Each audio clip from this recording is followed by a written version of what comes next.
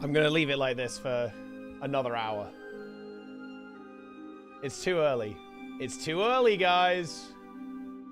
It's too early. Oh, man. Goodness me. You gotta converge? Yeah, you guys gotta converge? Do you like converging? Any convergers here, guys?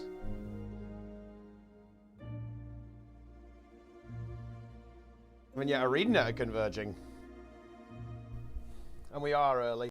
This is gonna be a weird stream because I'm probably gonna do Guild Wars 2 news, then I'm gonna turn the stream off, and then come back later for Guild Wars 1, because I've got some stuff to do.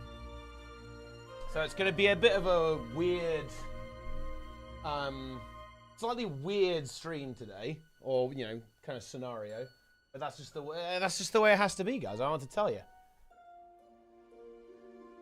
It is what it is, you know? It is what it is. Sleep? It's actually not sleeping. I'm gonna have to be awake.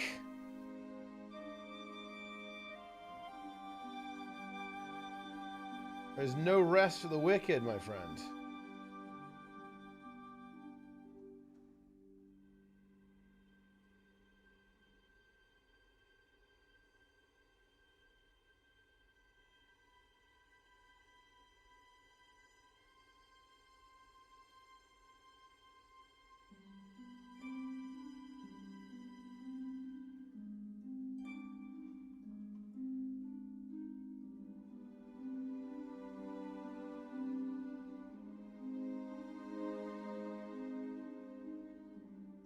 Isn't this the time you always wanted to start streaming a few months back?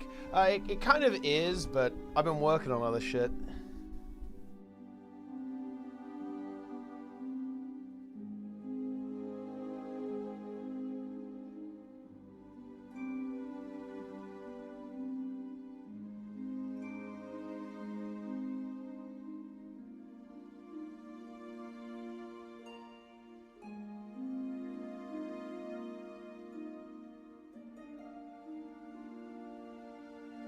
Are you doing the detail or just Ergos? Hopefully both, yeah.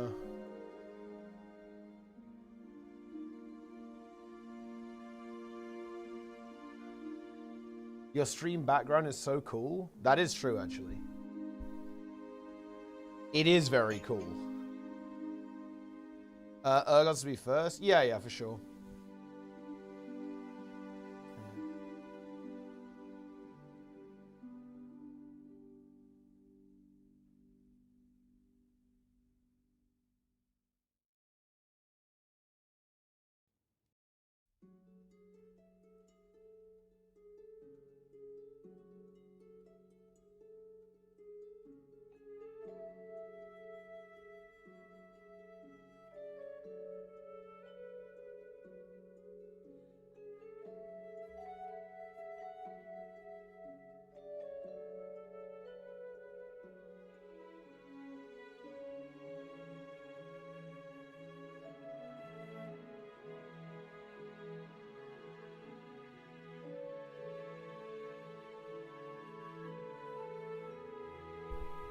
Yeah, we will avenge. We will avenge them.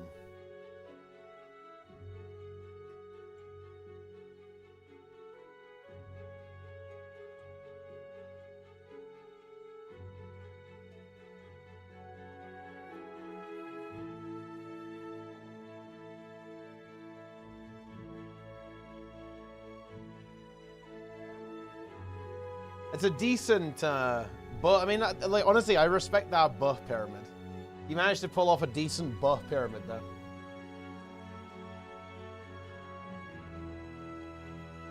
Wait, why am I was gonna... I needed to do something before we actually start the stream. But I actually can't remember what it is. Guys, we're in trouble.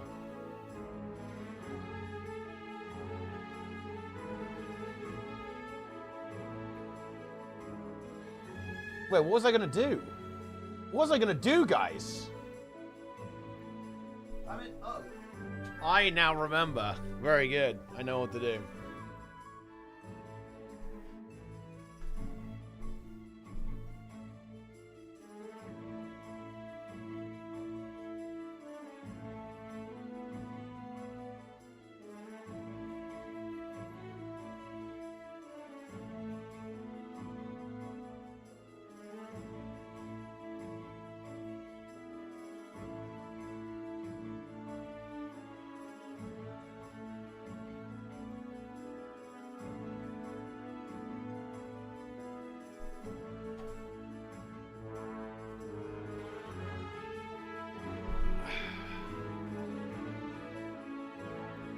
No.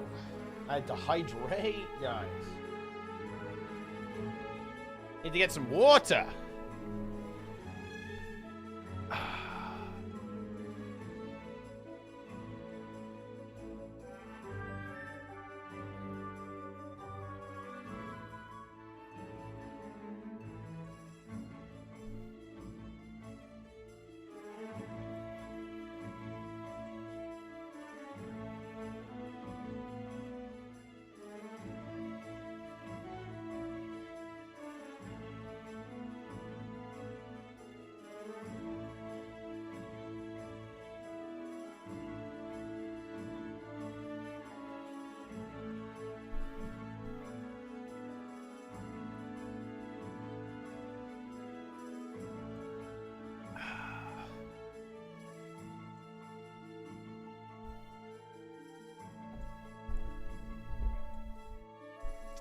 Okay.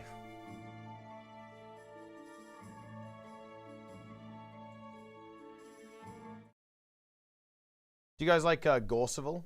Wait, I actually I haven't listened to this trailer with audio, so I actually don't know what the voice says. Well, let's listen to the voices, guys. But there's more. Please, let me show you. Okay. We're in.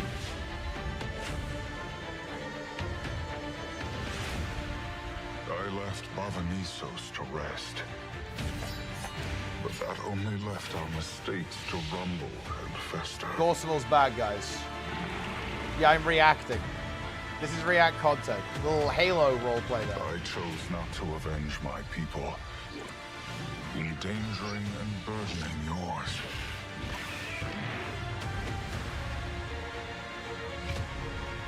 Look at that tongue. I mean, yeah, it's weird that you picked that up. Now that burden falls to you. Will you help me one last time, Wayfinder? Well, there you go. A story finale. Forced entry, a titanic undertaking, salvation's cost. What else have we got? Legendary backpack, Bavanisos, new explorable map and meta, a titanic voyage is the meta event. New fractal and challenge mode, Kinfall. Convergence with CMs. That could be pretty interesting, actually. The mastery update, homesteading and Mersat Shadowcraft, Jan Theory Beehive mastery, guys. That's what we're all looking for. New homestead and decorations. Wizard's Vault shit. More achievements and rewards. Big. Epic.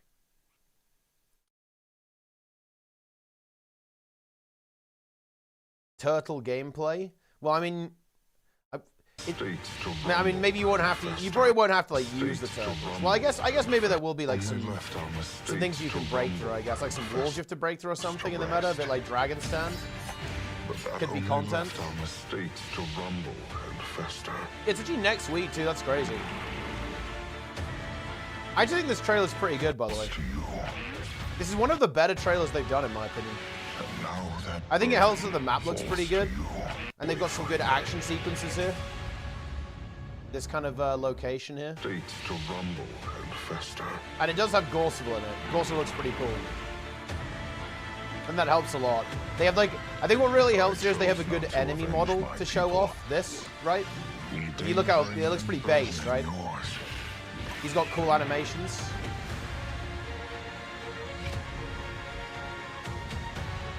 Yeah, this is definitely the strongest trailer they've done for a while. And then you've got this mist gate at the end.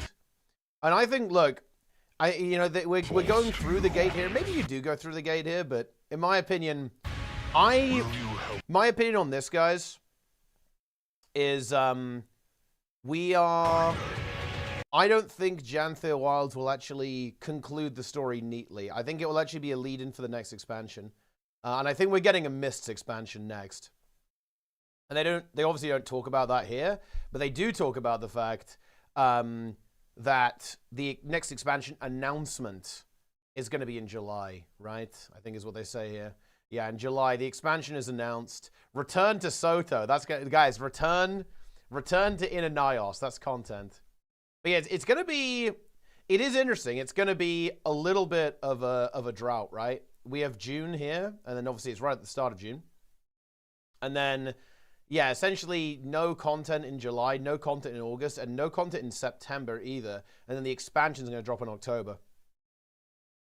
So it is, you know, it's going to be a little bit rough.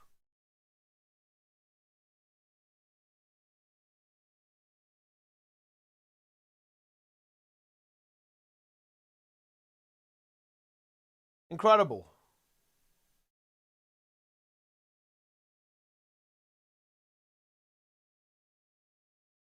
Yeah, Return to Soto. Yeah, are you hyped for that? Are you hyped for Return to Soto, Natty? Like that's the real big announcement for Natty is we're going back to Inanios. That's content. How telling is it they haven't confirmed expansion 7 yet? I mean, to be fair, that would be a bit weird before announcing the next expansion. That will be a little bit weird to do that. I think that's a good point. That's a really interesting thing to say. If they don't confirm expansion 7 in the next studio update, that would be very interesting because that would be, in my opinion, very, very, very, very clearly suggesting that Guild Wars 3 is coming after this expansion. So I actually think that's a really good point to actually bring up. Of course, we're not there yet. So again, I don't think we can say that the fact they haven't mentioned X-Pac 7 is particularly telling or not. I think no, it's way too soon for that. They haven't even announced the next one yet. But the next studio update, if they don't mention another expansion, that would, in my opinion, like strongly suggest that they are going into Guild Wars 3 after the next expansion. But again, to be very clear, guys, obviously we're not in that position right now, right?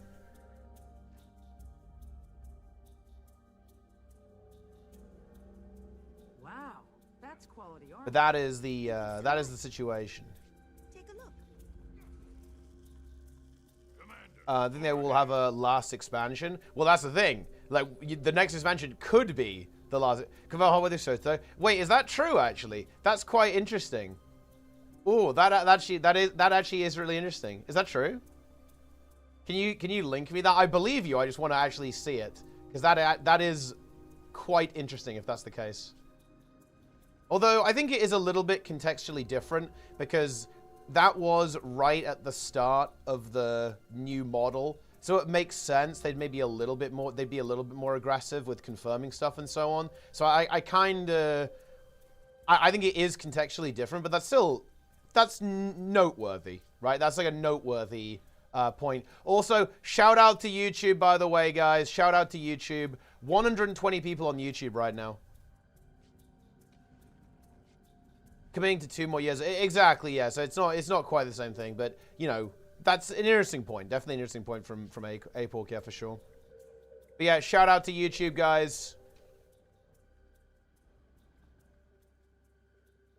Twitch chat is better. Dude, I wish I could combine them both. Like, you know, one of the things actually that I was maybe thinking of doing, and this, I could make a bot that actually clones the messages, but that wouldn't really help, would it? Because it's more like the Twitch chat interface is better. So I could make a bot, right, that whenever someone types in Twitch chat, my bot would post in YouTube chat and vice versa. So in other words, you guys could communicate with each other. So, you know, you could actually talk to each other, right?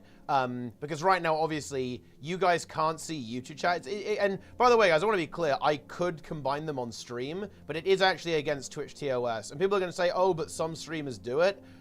I'm aware of that, but I'm just not really comfortable breaking a very clearly worded rule in the Twitch TOS.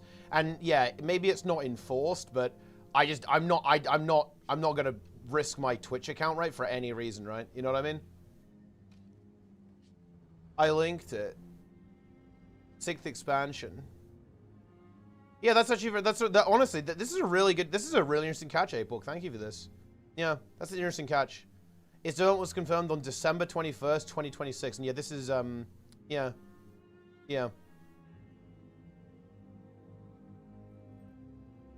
Wait, no,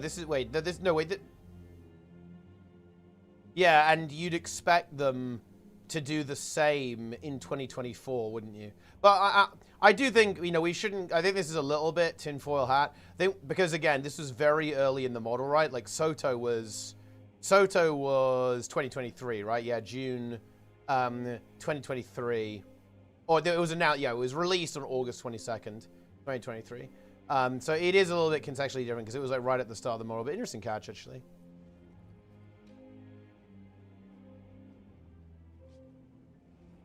Interesting catch. Commander, over here. The next expert will have fractal number 25. They'll do a UI. That is actually going to be interesting. What happens when we get to that point. In the article, they say we have 2 more expansions coming off the Soto. Did they actually say that? 1 old expansion equals 2 new expansions behind the scenes. Yeah. I think, but it's still interesting. I didn't remember that, like, when they actually confirmed this. The 3 mini expansions to tide us over. I mean, we'll have to see. Again, I think you do have a really good point, Apork. And in the next studio update, if they don't confirm another expansion, then that would be very interesting.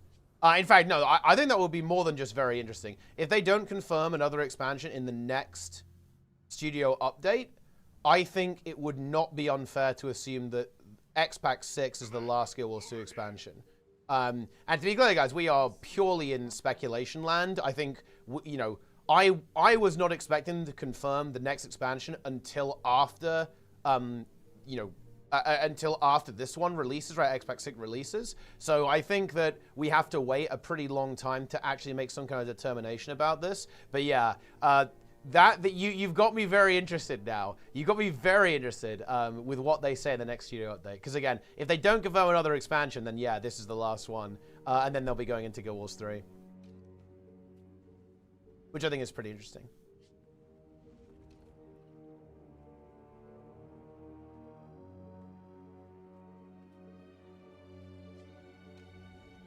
Head out and secure the landing zone. Watch the skies. Guild Wars 3 will be announced in the X-Pack. HOT side. That would be pretty hype if they did that. That would be content for sure. Yeah, that's the thing, YouTube. You guys can see Twitch chat, but they can't see you. What engine would Guild Wars 3 on? Probably Unreal. So yeah, YouTube, you guys are invisible. You're unseen. We don't know if Guild Wars 3 will exist. I think we kind of do, to be honest. I think Guild Wars 3 is extremely likely. I think it kind of has to. Like, I don't think, I don't think there's infinite juice in Guild Wars 2.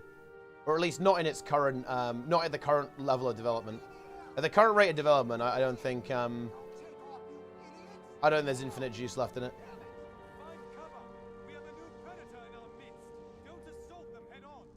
The Guild Wars 3 crowd is just coping? Oh, I don't think so, actually.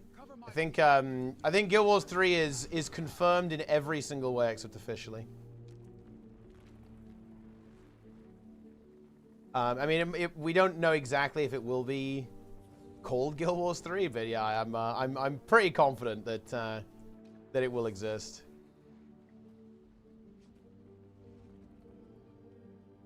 Where are we going in the next X-Pack? I think it's a missed X-Pack. I think the way it's going to go, it's going to be, oh, look at this mist portal, but we can't close it. Wayfinder, you're going to have to go in. I actually like that premise quite a lot, to be honest. Well, maybe it won't go exactly like that, but that would be my my estimation. That would be my approximation of what's cooking. Isn't that Soto? I think it's no, not really, because like Soto isn't in the mists, is it? Soto is in, ultimately, it is in Tyria, right? It's just like off, it's over here. In the Horn of Maguma. Right, so, you know, it is technically like in Tyria. I guess Nyos isn't, right? Like Nyos is in the mists, I guess. But like this place is like an actual place. I think. Pretty sure that's how it works.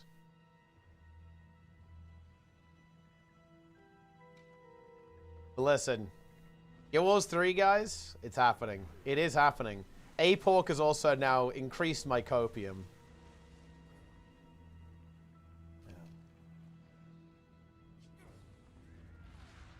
Titan roller beetle mouse. That would be extreme. That would be a big payday. Actually, that would be pretty cool if you could get like the little Titans from Guild Wars 1. Although I mean the Titans were literally roller beetles in Guild Wars 1, so yeah. Guild Wars Tyria. HC Phase 3, or is it dead? Listen, I'm gonna tell you something. I'm gonna tell you the truth. Okay?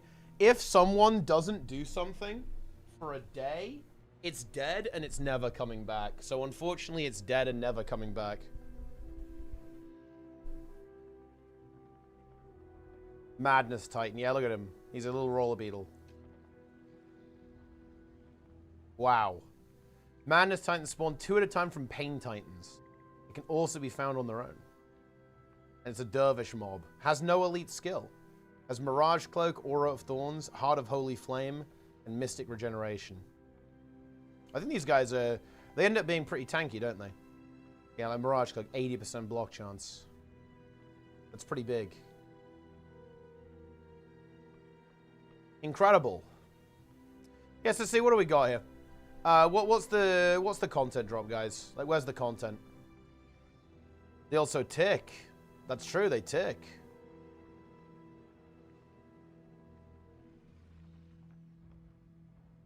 The prophecy will come to fruition. It will, yes. It will indeed. So we have... I want to see this meta event, actually. Because I do know there is a meta event. What is the situation?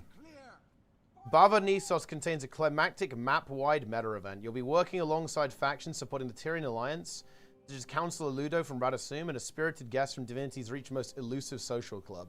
To fight your way to the Mist's Gate at the city's heart.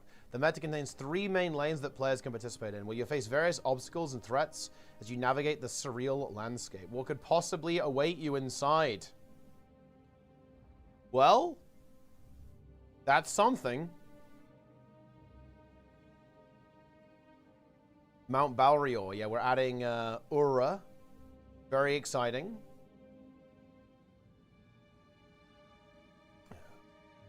Very exciting.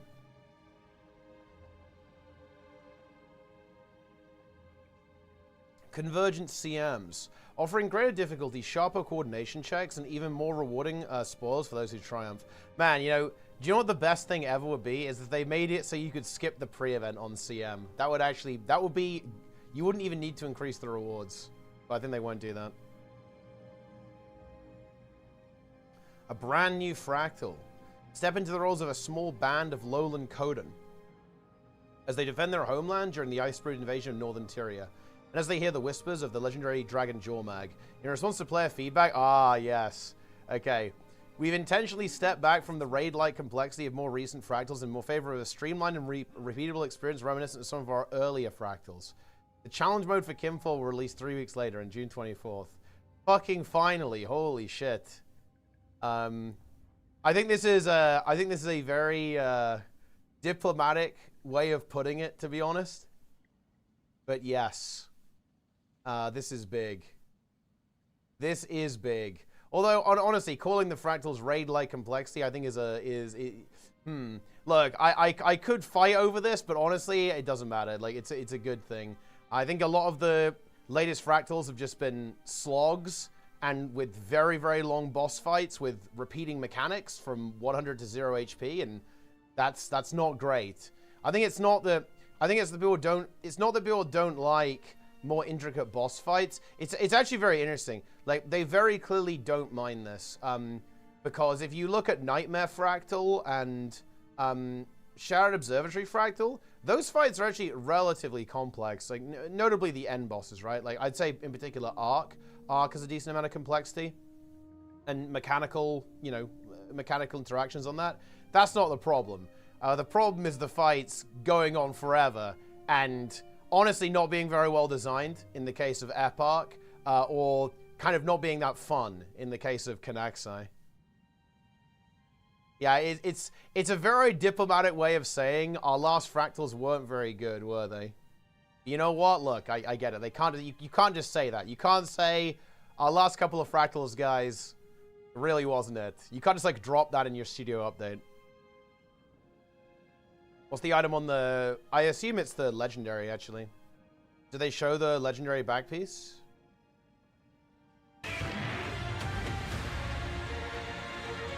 At 47? Yeah.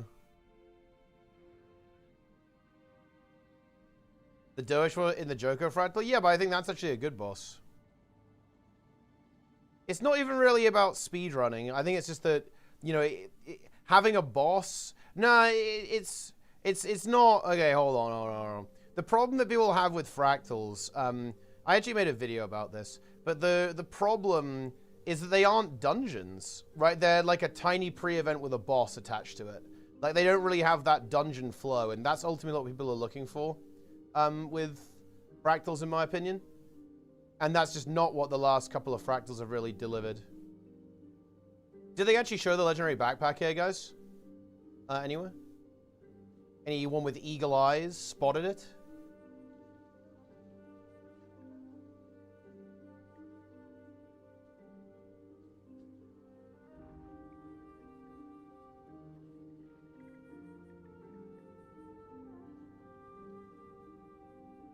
Oh, really? Wait, have some, has it been shown on some journalism websites? Give me a link, guys. Give me a link. It's not immediately apparent here. I'm curious what it looks like, for sure.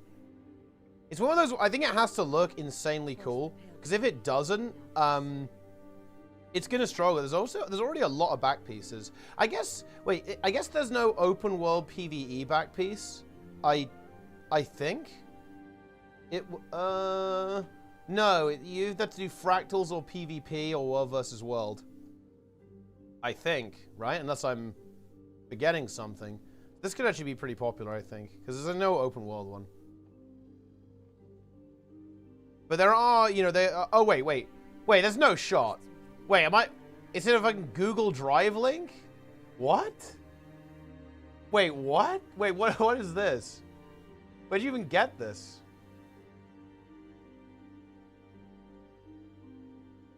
What? The fuck? First the pale tree, now this. Okay, here we go. There's an article here.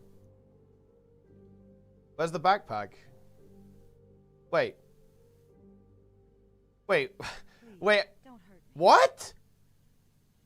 Wait, wait, what is this? Why do they not just put the okay, here's the related media.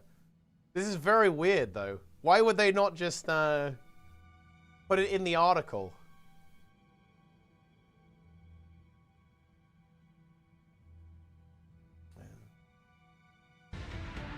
Yeah.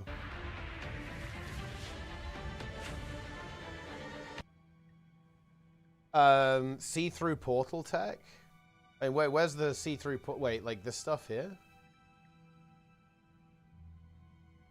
I don't think there's necessarily see-through portal tech. I'm pretty sure this is just imposed. I think this is just an effect, no? Or this is just composited. I think this is what it looks like. I don't think there's actual see-through portal tech here.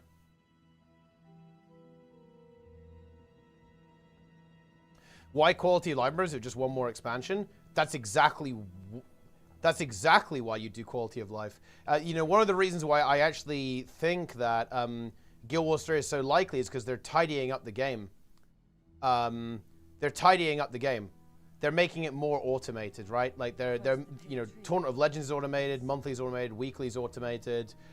Bonus events are probably going to be automated. World versus World is automated now. PvE will be automated with the bonus week, so the game stays active. Yeah, like this, like adding quality of life. Adding quality of life is something that you would do if a game is going to end of life. 100%. Like that's exactly what you would do. Like graphics optimizations, performance fixes, bug fixes, streamlining, automation. That's exactly what you would do if you're going to end of life.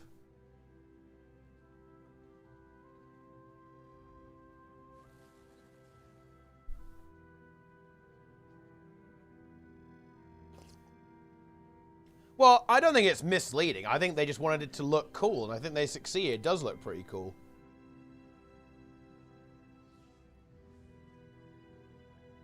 Because I think it does look cool. It's a nice trailer, actually.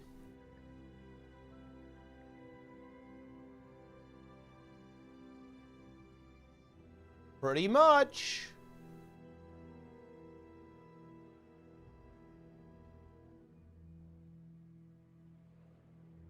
So wait, what is this backpack then? Very weird way of looking at it, but I guess this will do. So it's like a fish. Oh wait, does it come with a mount skin? That's actually that's very cool actually. Oh, that is actually very cool. So it looks like it comes with a sky scale mount. That's actually very hype. That's smart. That's actually very intelligent. I really hope that's not cash shop. I don't think it will be though. I think it will be like the the glider that you get with the PvP thing. I know that's a very smart decision. I don't think it's wait, is it a glider? It kind of looks like a mount, no?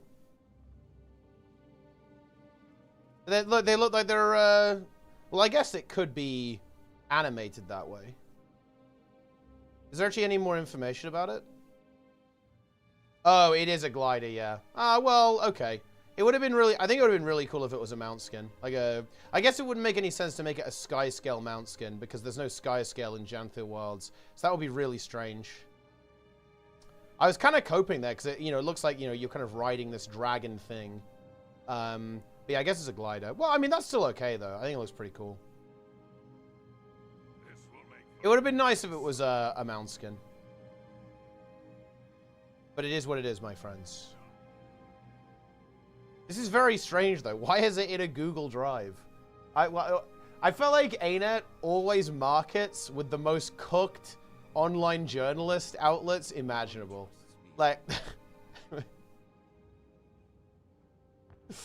what is this? Very unusual. Some new weapons here. Glowy skins. Very cool. This is kind of like the splash art.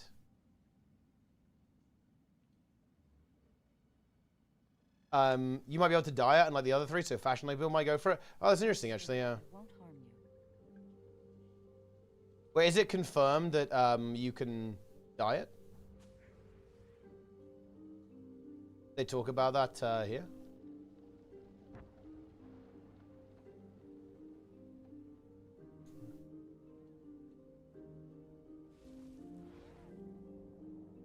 Open world? Yeah, for sure.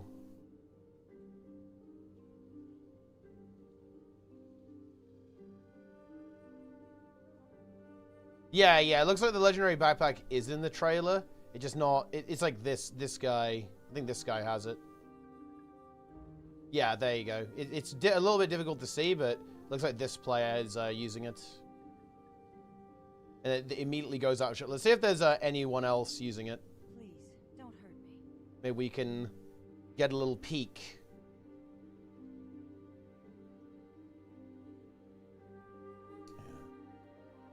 Do any of you guys peek here? Any peekers? It looks like it has some physics to it, because like here it was kind of gliding around in the wind. It was floating in the wind.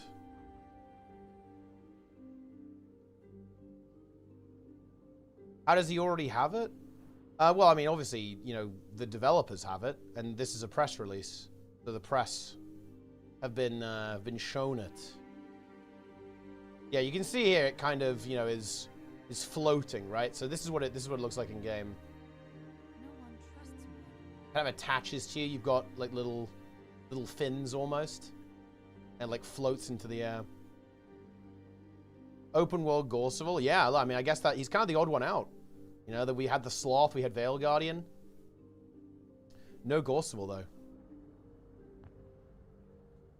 Yeah, you can kind of go Dragon Void with that for sure. That makes some sense. I actually really like this piece of artwork here. This looks really cool.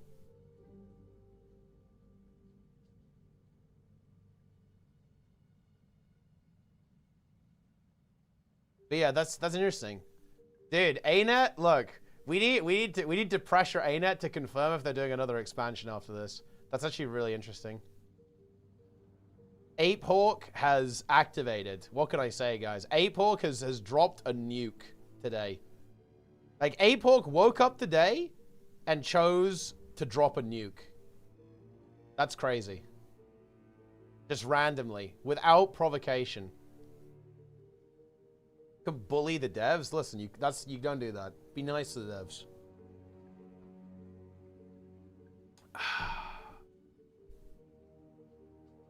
Dude, like, imagine if Gorseville has a one-shot wipe mechanic. I think this actually is going to be a relatively interesting patch, because you've got convergent CMs and an open world meta. Oh man, it's I really do think that I wish this patch had almost come first, right? Like, I really do think that the lack of open world content early in the expansion, that was like a major pain point. Like, I still don't feel like they've got this expansion model down. And seeing this really confirms that. And maybe it's too much of a workload, but man, this looks really cool. Actually, I'm really looking forward to playing through this map, I think. If only this had dropped earlier. Like, if this was like the first update, and this dropped with it, new meta event, big meta, big map, all that kind of stuff. It would have been very cool, I think. And with a new fractal. Expansion announcement in July, that's correct, yeah. But no, I meant, like, if they're making another one after the next one. Because, you know, there's a lot of rumbling. Okay, we get announced for the next 4 expansions at least.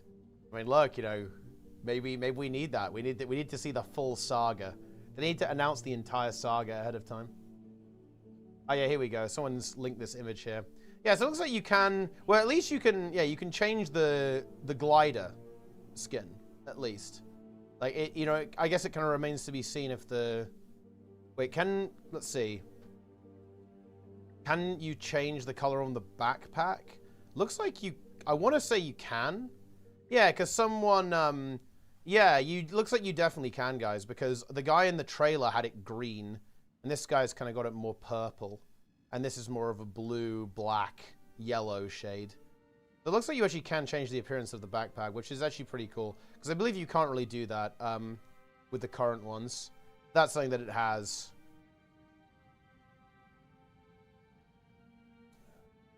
Yeah, you can have your little glider skin. Glide around on a little dragon wisp thing. Pretty cool. Last seen on the trailer.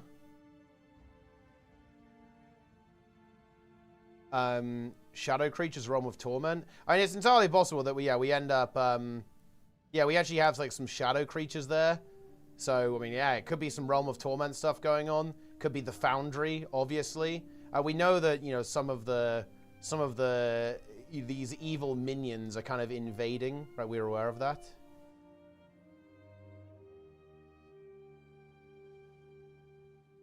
You want to go kick Mingus's ass? I mean, look, there's some possibility of that. Although, again, the thing is, guys, like, so let me explain the situation to you, because I feel like some of you guys are out of the loop here. Gamers, the story is only going to be about an hour maximum. Yeah? And we've got to bear that in mind, right? Like, we have to consider that constraint. This is why I really do believe that we're going to have a kind of a follow-up, right? Like, this is going to be, we are using the Scepter of Aurora. I guess we voted to use it, which is pretty interesting. We are going to be going into the next expansion after this one, I think. I would be actually disappointed if they tried to wrap the entire story within this episode, because in my opinion, I don't think they have enough time to do that, right? They have an hour of story, and we don't really know what the hell is going on, right? Like, we're going to be going in. I think introducing this kind of new antagonist or new objective that we have to overcome, and then resolving it within 1 hour, I don't think it's realistic. And also, this will be something that if they make the same mistake they did in Sota, because they made the mistake in Sota, right? They said, look, we are introducing Eparch in the last episode and killing him within 1 episode. And it just ends up with all of the characters feeling incredibly underdeveloped and just the story feeling incredibly rushed. So I think they'll pace themselves a lot more this time. And probably just set up the next expansion. I swear I won't harm you. We defeat them so fast. Yeah, this is ultimately the problem that Guild Wars 2 has. The amount of content the game releases is very low. So it's hard for them to kind of... I think it's very difficult for ArenaNet to have this continuous story because you only get an hour of story content every 3 months or so. And that's not a lot, right? That is not a lot at all. So it's actually very much easier said than done when it comes to actually trying to tell this continuous story over the, over the expansion.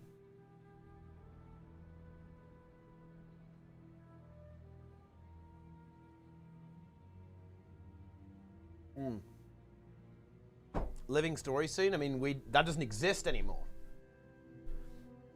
Living story is dead.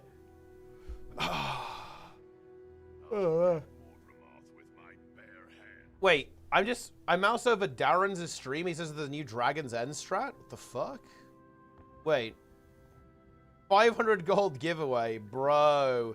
Dude, look at this. Darren's reduced it in giveaway content. You changed, bro. What is the new strat, bro? I swear And I can't even see my own chat message. Trap, bro. You think I'm gonna leak it to EU, bro? Ace is weed music. He actually thinks. Oh my god. He won't leak it, guys. He won't give us the strat. That's insane. Why won't he give us the strat?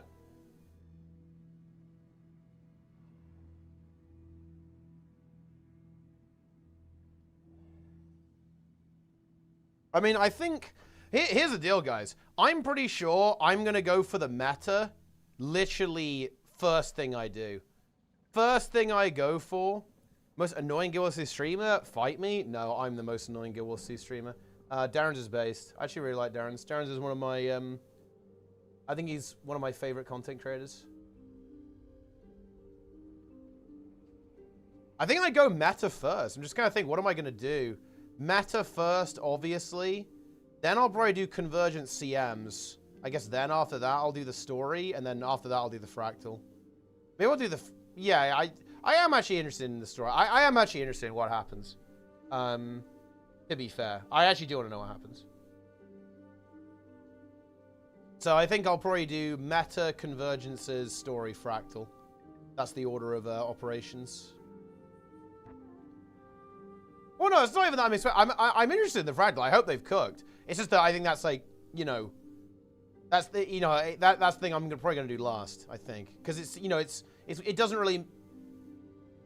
It's not as important to do that one early, I feel like. I'm not even trying to roast the fractals. Like, I want to go in there and do the meta and learn it fresh before anyone else has seen it. Same with the convergent CMs. Like that, you guys understand what I'm saying here? Oh, dude, like, you're more negative than me, okay? Like, it's unbelievable. Like, I said I want to do the fractal last, and you guys instantly assumed I think it's going to be dog shit. That's not what I think. The thing is, I just don't think it's as important to do the fractal first because there's less of like a discovery element to it, in my opinion. Whereas like the convergent CMs, it's going to be really cool to do that before anyone's done it. The meta, it's going to be really interesting to explore that before anyone's done it.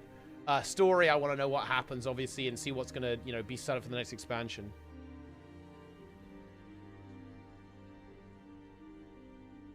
The last fractals completely annihilated the reputation of fractals. Yeah, I mean, it's been rough. Look, it's funny, actually. I actually do think that it is worse to be a fractal player in this game than it is to be a PvP player. I think if you're a PvP player, you've had a better time and you've been less obliterated by the development cycle of the game than fractals. Like, if you're a fractal player, bro, oof. That's tough, guys. That is very, very tough. If you're a fractal main and you're still sticking with the game, I salute you.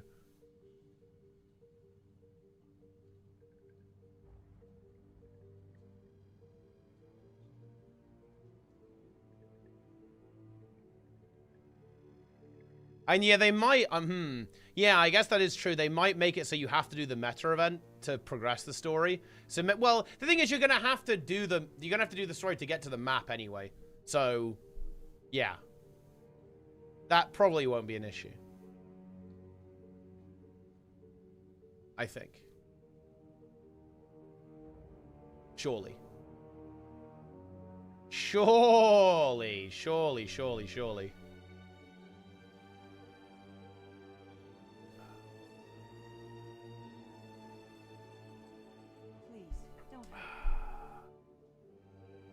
Suncorp. I think Suncorp was good on. I think Suncorp is actually a surprisingly good fractal. I think it would have been really cool if all the bosses had CM rather than kind of like really juicing up the end boss. Because I think that, you know, the CM just being the boss is actually undesirable overall.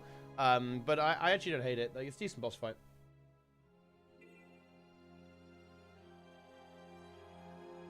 Also, shout out to YouTube, guys. Dude, I think Twitch chat's dead, man. 223 people watching on YouTube right now. YouTube is taking over. Shout out to YouTube.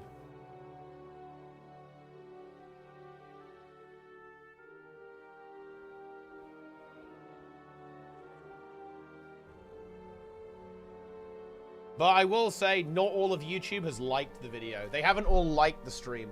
And therefore, they are not helping my algorithm, so fuck them. Okay?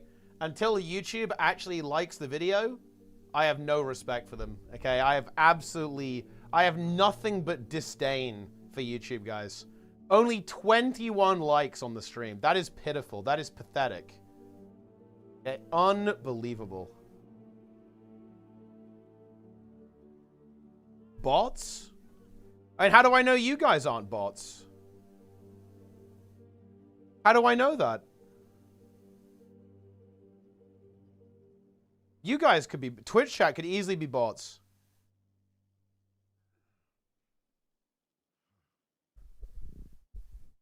Yeah, see, look, they're saying that they're bots.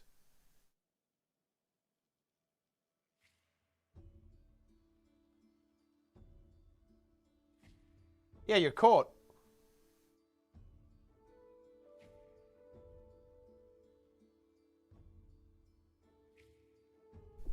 YouTube has liked the video. Good job, YouTube. Well done. YouTube has earned my favor. And now Twitch has to subscribe to win my favor back. I like this, actually. I'm going to put you guys in competition. I think that's pretty good.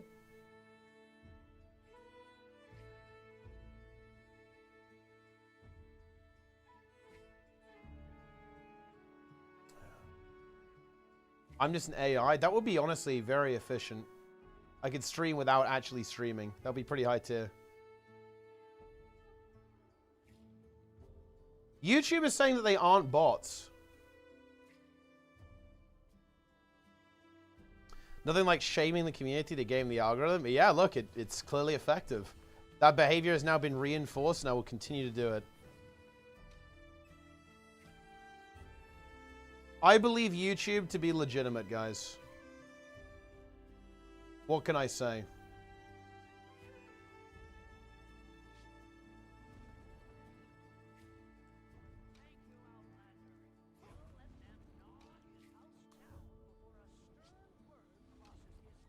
Daytime stream? Yes. Also, we do have to read the we have to read the studio update now. We do have to do that. That is actually very important to do.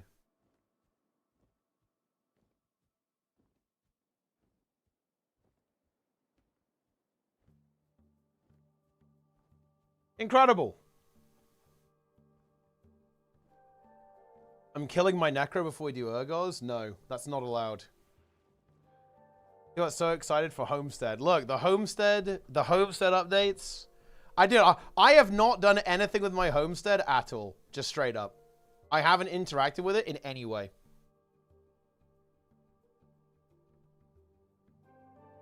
So yeah. Dude, look, now you can swipe to get this skybox. That's a clever monetization, honestly, to go that direction. It's one of the weird things. Like they really under-monetize Homesteads. I think that's probably one of the reasons why the quarterly reports are not looking so good for Guild Wars 2 right now. It's because there's just like they didn't really lean on homesteads that much outside of like making you buy gold. But I think that the fact it was so expensive just like alienated people a lot. I think it was too aggressive. Like how expensive it was very aggressive.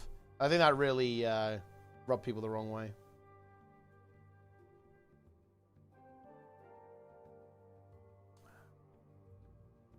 Okay.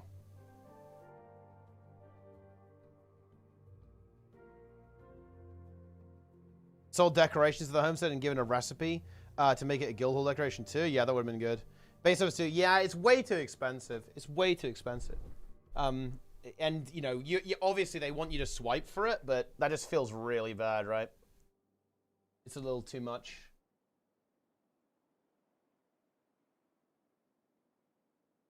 I'm being hit with the too many decorations in this area problem. Well, I mean, at least they're doubling the cap, so there is that. 3 empty, not the eye contact. You can look directly at the camera. How does that feel?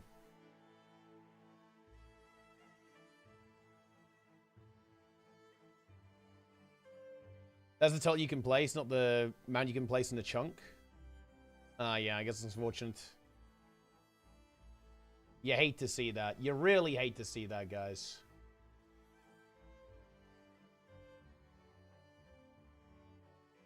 Okay.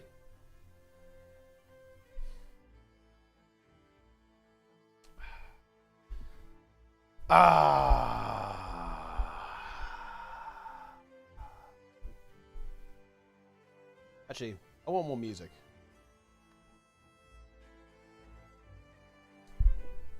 All right, then.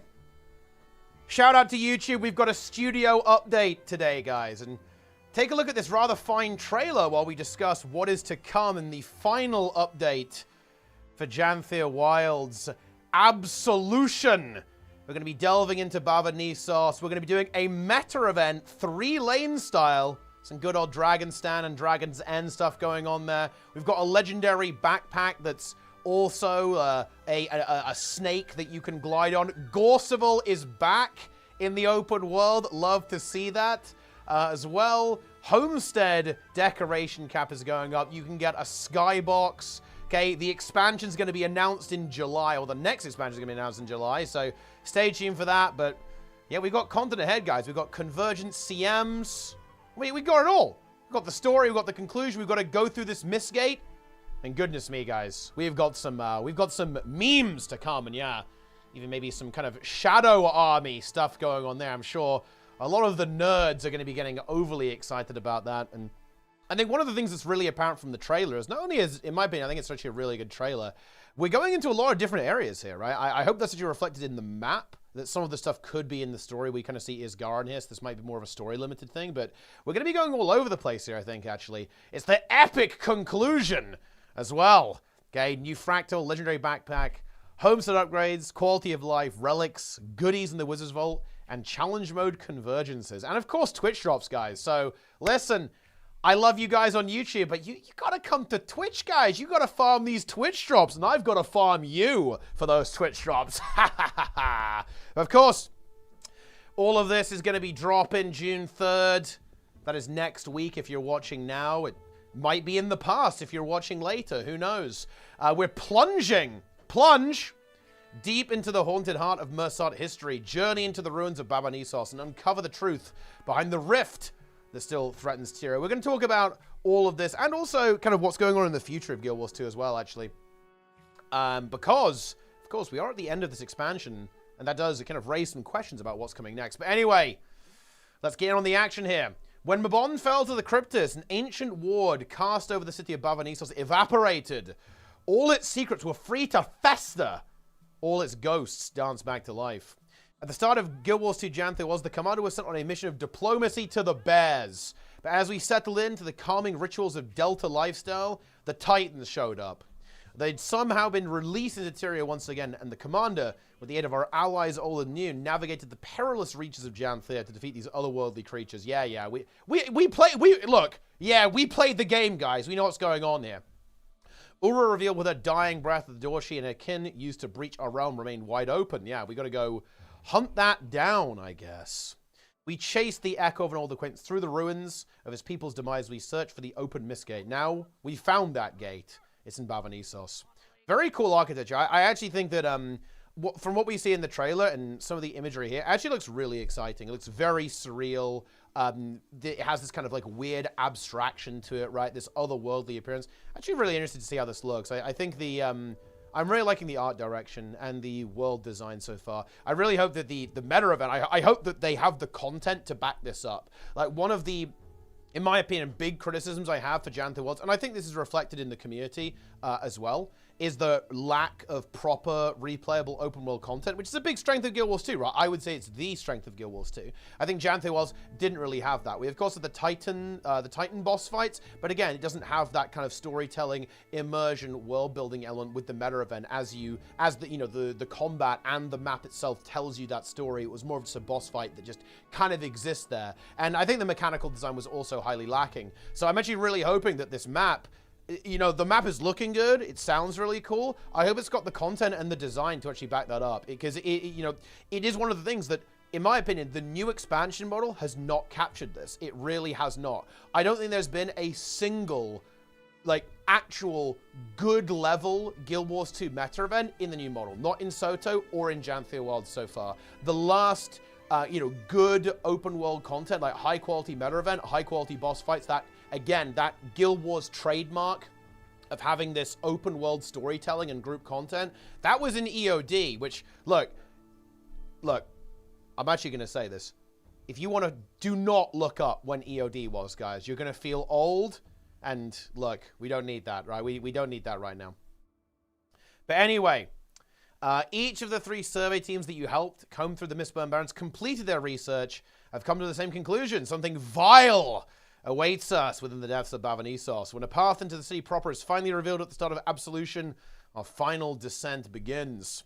Once a monument to Mersat victory, Bavanisos was built into the side of a great mountain. Its sprawling halls and twisting passages branch in every direction. However, the once opulent city is now crumbling with decay. When the door of Kamali was opened and Titans spilled out, they killed everyone. Unlucky. Bavanisos was sieged by a bloody battle that took down one of Tyria's most powerful societies. Most of the living Mersat and the attacking Titans were slaughtered. Yeah, that's rough, guys. And shout out to our ancestors, guys. Shout out to Guild Wars 1, actually, where you hunt down the remaining Mersat in Eye of the North, I believe, and in the Warring Kryta. Boom! Left alone for almost 300 years, this magic is mutated and warped with time. And that's why it looks all freaky. As the grand finale of the Guild Wars 2 Jan Worlds experience, Bavanisos contains a climactic map-wide meta event. You'll be working alongside factions supporting the Tyrian Alliance, such as Council Luluda from Radasum, and a spirited guest from Divinity's Reach's most elusive social club, to fight your way to the mist gates of the city's heart. The meta contains 3 main lanes that players can participate in, where you'll face various obstacles and threats as you navigate the surreal landscape. What could possibly await you inside? Now, it could be the end boss being Gorseval. Pretty cool. I hope they've done it justice. Okay, I really do, because we need a good boss fight. We need a good open world boss fight. We haven't had that for a while. We need to make that. Make it interesting. Make it have mechanics. Make it have coordination. Make it have phases. Make it move around, I don't just want like a boss that you just wallop until it dies, kind of like the Titans of Eparch. Let's not do that. The battle for Mount Balrio is about to get even more intense. Yes, we're adding Aura. Finally, Aura with the convergences. And, of course, okay, this again introduces some new mechanics to make this a fresh twist on the Mount Balrio experience. Yeah, because I think Aura is probably the one that's going to be the weirdest to adapt. Like, what is that even going to look like? It's a very, very weird fight in the raid. Kind of taking that into the convergence would be odd. So this one actually might look quite different, which might be rather interesting. And for those seeking an even greater test of skill, we're also introducing challenge mode for Mount Balrior convergences, offering greater difficulty, sharper coordination checks, and even more rewarding spoils for those who triumph. Yeah, you still have to do the pre-event though, unless they skip that. That would be incredibly good. But yeah, I'm actually looking forward to these. I quite like the idea of convergences in general. I hope my goal will be that they've added more mechanics to them. I think it's likely they've just made them more aggressively tuned, kind of like how the Soto convergences are. But I actually have a little bit of copium for this. I'm hoping that they actually do make them mechanically interesting and require you to play well, not just like do damage. essentially. I want to see more Umbriel and less Demon Knight CM, you know? Our newest Fractal, Kinfall, also arrives on June 3. Step into the roles of a small band of Alolan Codan. As they defend their homeland during the Iceberg invasion of Northern Tyria, they hear the whispers of Jormag. I love this. This is so good. In response to player feedback, with Kinfall, we've intentionally stepped back from the raid-like complexity of more recent Fractals in favor of a streamlined and repeatable experience reminiscent of some of our earlier Fractals. The challenge mode for Kinfall will release 3 weeks later in our June 24th game update. Yeah, I mean, I think this is a really good admission for ArenaNet to make. Like, I could quibble a little bit on the phrasing here. I think this is putting it in a very diplomatic way, in my opinion. I think that the big issue with Fractals has been that they've shifted away from being dungeons to basically some random trash mobs with a boss fight at the end. And I think that's really not the dungeon experience people are looking for. ArenaNet are even calling it Fractal Dungeons now, and they haven't really been dungeons for a while. Lonely Tower is not a dungeon. Silent Surf is not a dungeon. Really. The last dungeon was Sunqua Peak, and even on Siam, that isn't a dungeon on Siam, it's just a boss fight. So I really hope that they do this, and they do a good job here. Like, this Fractal is unbelievably important, because Fractals have had a really rough time. They have, in my opinion, not really delivered on this. I think the encounter design has been very mediocre at best, in the last 2 Fractals. Especially with Lonely Tower. I think Lonely Tower was like a big breaking point, and I think probably prompted some reflection on how to design these Fractals, really. Because I don't think it's... I wouldn't say it's raid-like complexity. People don't have a problem with raid-like complexity. If you look at Nightmare Fractal, if you look at Shattered Observatory Fractal, notably Arc, I think you can make an argument that something like Arc is more mechanically intensive than something like Lonely Tower. What people don't like is that there's no phases, there's no mechanical differences, right, or like real escalation from 100-0, and the fight is also incredibly long, because it's basically, because there's no dungeon left in the Fractal itself has to take up a certain amount of time, so they put all of that time into the boss fight. Like, it's not really that much fun to fight a boss that doesn't really change for like 5 to 6 or even more minutes, right? Like, that's the problem people have with Epoch, right? That's the problem people have with Kanaxai, is that it's long, and it doesn't change, and it doesn't really have that kind of dynamic, more action-oriented combat feel. Like, it's certainly true that the Fractal design was more akin to strike missions. That is true, but I don't think that really captivates the entire issue with what's going on. I made a whole video on this. You can go watch my video on why we need dungeons. You know, we need multi-boss encounters, multiple trash events, puzzle phases. That is what people like about Fractals. So I really hope they bring that back, right? And the challenge mode is very interesting. Like, I personally think, this is my take on this, I think that doing Fractal challenge modes with ArenaNet's current development bandwidth is a mistake. I believe they'd be better off putting all of their development effort into a really robust dungeon experience and not worrying about the challenge mode. I'm curious what it's going to look like, if it's going to just make the end boss hard, or if it's going to make all of the Fractal in some way more challenging. Maybe there's like multiple encounters and all of them will be more difficult in some sense. So that's going to be very interesting to see what this challenge mode actually ends up looking like. I very much hope it is all-encompassing. Again, if I think about what's the best Fractal content in the game, it's Nightmare Fractal and it's Shattered Observatory. It's no contest. It's not even close, by the way. I think very notably Nightmare. Like, Nightmare Fractal is the best Fractal in the game. Not close, by the way. Not even remotely close, especially when you consider the CM.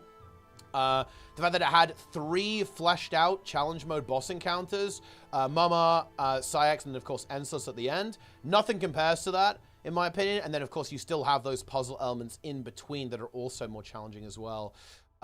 So yeah, like that is good content. And I hope they looked at that stuff and they put that in the game again. That's what I want to see. And that's coming on, yeah, the CM is on June 24th, alongside the balance patch. So extra spicy there. Of course, we have the home improvement. We are doubling the decoration cap. This has been long awaited. Is that enough? To be honest, I think it will definitely help. I think it might actually still be too low. I think the decoration cap is honestly surprisingly restrictive. 2,000 sounds like a big number, but you know, you can get a lot of detail and pack a lot of detail into a small area. You've got a lot of space to build. So I actually think this might still not be enough, actually, for some of the detail that people are looking. Like, and I think that's actually really cool. So I'm glad that they're actually trying to respond to feedback and improve this. And another... I kind of want to talk about the elephant in the room here. I think there are some really big mechanical problems with Homesteads. Not being able to preview decorations. The fact that it uses the party story instance system. These are issues. And they do talk about here, by the way. I do really like this. Even more updates to Homestead next expansion. That, by the way, strongly confirms to me that they're going to add a new Homestead. This is something I was worried about. I was really worried that they weren't going to continue this in the next expansion. I'm really actually glad to see this here. This is a really good sign, in my opinion. So I think there's going to be a new Homestead in the next expansion, which is really good. In my opinion, I guess it will probably end up in the gem store. I guess because it will be weird if it's somehow into. I don't know how that will. I don't know what that would look like exactly. Integrating it into the expansion itself would be pretty cool, I guess. But it's probably going to be like a gem store thing. But hey, look, that's the way Guild Wars 2 goes, right? Of course, you can get new skyboxes too, and I think this is good. And you know, look, this is a weird thing to talk about from a player perspective, but the weird lack of monetization of Homesteads was really baffling to me. Like, most of the monetization was basically in making it really expensive, because it is damn expensive to get your Homestead going, and therefore that incentivizes you to buy gold with real money. But I'm not sure if that really connected. I think it worked with legendary armor, but I don't think it worked with Homesteads. I think it alienated people, and it prevented them from engaging with the system. I think it frustrated. It was too much. It was too aggressive with some of these prices.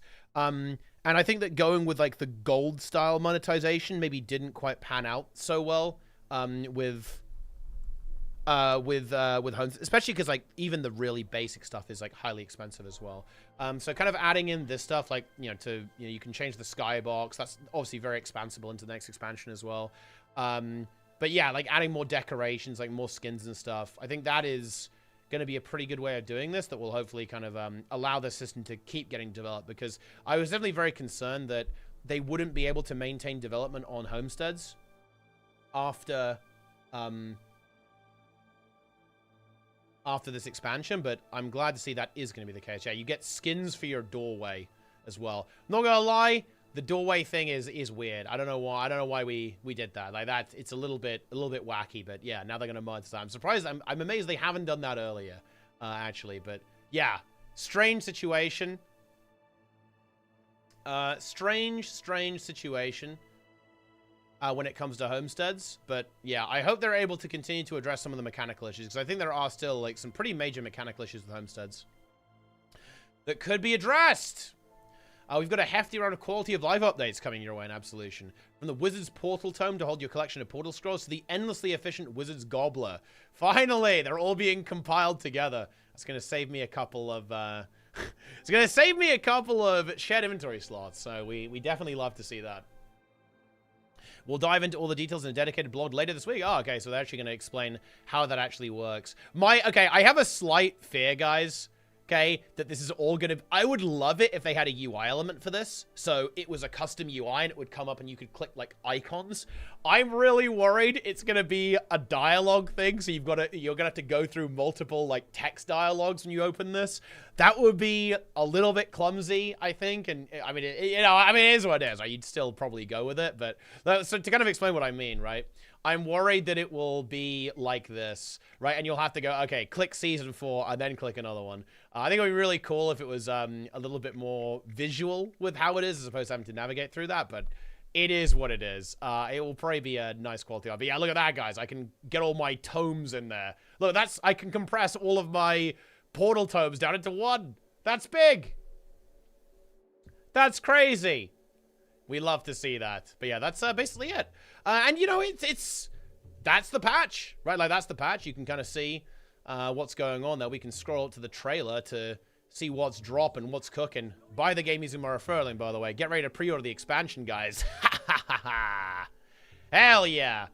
We got the story, meta event, legendary backpack, new fractal, convergence boss with CMs. Got the mastery stuff. Jan Theory, Beehive mastery. Let's go. Homesteads, blah, blah, blah. rewards and stuff. Oh yeah, we actually will show off the back piece real quick. In this slightly unusual article, we have a Google Drive link, guys. All these screenshots, but this is kind of cool about this backpack. Of course, this is the first open world legendary backpack, right? So I think that will have some appeal to people. And it obviously comes with a glider skin as well, right? Because that's how the legendary backpacks are. I actually got, when I first saw this, I thought, ooh, are they dropping a mount skin with this? That would be so hype, like a little sky scale mount, but it wouldn't make a lot of sense with Janthea Wilds, right? If they did that in Soto, they maybe could have done that, right? Have a sky scale mount associated with it. But this is in fact a glider skin, by the way. What's cool about it is it does look like you can dye it. In the trailer, you can see some with the sky scale using this. It's kind of like green and yellow, and you know, you've got two different colorations here on these two characters, and obviously the glider skin itself can be changing colors. I think that actually looks pretty cool. I think it is kind of cool that you'll be able to like glide around on this little dragon thing as well, or whatever this is. So yeah, that'll be cool. And of course, my big hope here, and this might get covered in a blog post at some point. I hope there's a collection. Right? I hope there's a collection for this. There wasn't really that much one with the spear. I'm hoping it's a bit more expansive with this one, so it kind of has that story, scavenger hunt, quest style experience, because, you know, it's one of those things that I've been missing. I've actually been missing in Guild Wars 2. You know, I've been missing Aurora and Vision. You know what I mean? So hopefully they've got that going. Got that cooking. So yeah, pretty decent. Pretty decent there. And yeah, the dyeability factor and the fact that it is open world, I think will make this relatively popular. Because previously you got to do PvP, fractals, or world versus world, right, to get a legendary backpack. And this basically means that you can get even more legendary stuff without ever touching content that requires you to interact with another human being. So look, that's a big win right there. Okay, it's a backpack for the modern MMO player. But yep. That is the schedule, and we can kind of see what's going to be coming on up here as well. In June, we've got Janthea Wilds Absolution, Dragon Bash, guys, I-100, got the balance patch in the CM, of course. In July, we're announcing the expansion. Return to Soto, World Sword Rush, and PvP Push Beta, and Festival of the Fallen. So we've got to wait until July for the expansion. Bear in mind, it is delayed. It's not going to be the usual August release. So we have got a little bit of a gap here, lads. It's going to feel pretty chunky because we're releasing this final patch. Janthea Wilds is done. It's over on June 3rd. And I think it's pretty likely that we are not going to be seeing the expansion release until towards the end of October. Yeah? Seems pretty likely. So, you know, it's good. Dude. Guys, I just got the funniest meme. Okay, I've got the funniest meme. Can you imagine if they drop it at the same time as Halloween and nobody plays the expansion because everyone's in the lab farm? Hey, dude, what if nobody notices? What if nobody even notices, man? Like, they drop this fat expansion. They drop this big nuke. And everyone's like, they don't even notice. They're just running around in the labyrinth. Just like farming this skeleton. Like, oh yeah, don't mind me, guys. I'm just, you know, I'm blasting. We're pushing. We're getting some candy corn over here.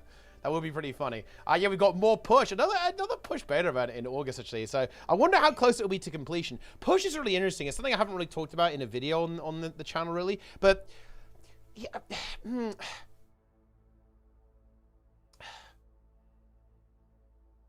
I think if Push has felt like it hasn't made that much progress, in that time, it's like some UI stuff. I'm curious, like what the release timescale is going to be. I think I could imagine it being finished in the next expansion, maybe like halfway through it, or maybe towards the end even of the next expansion. I think it doesn't feel quite finished yet. I think it needs a bit more time in the oven. I think it's undercooked now for sure, but.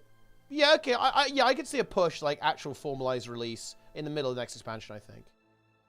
So I think it'll be interesting to see what that looks like when we get there. But yeah, it's gonna be a bit of a content drought. And you know, it's funny actually. I feel honor bound to bring this up. Actually, this is so interesting to me. I am really interested in the next studio update for Guild Wars 2 because a Twitch chatter, Apehawk, actually brought up the fact that they confirmed this expansion, the 6th expansion, they're working on that before the release of Janthea Wilds.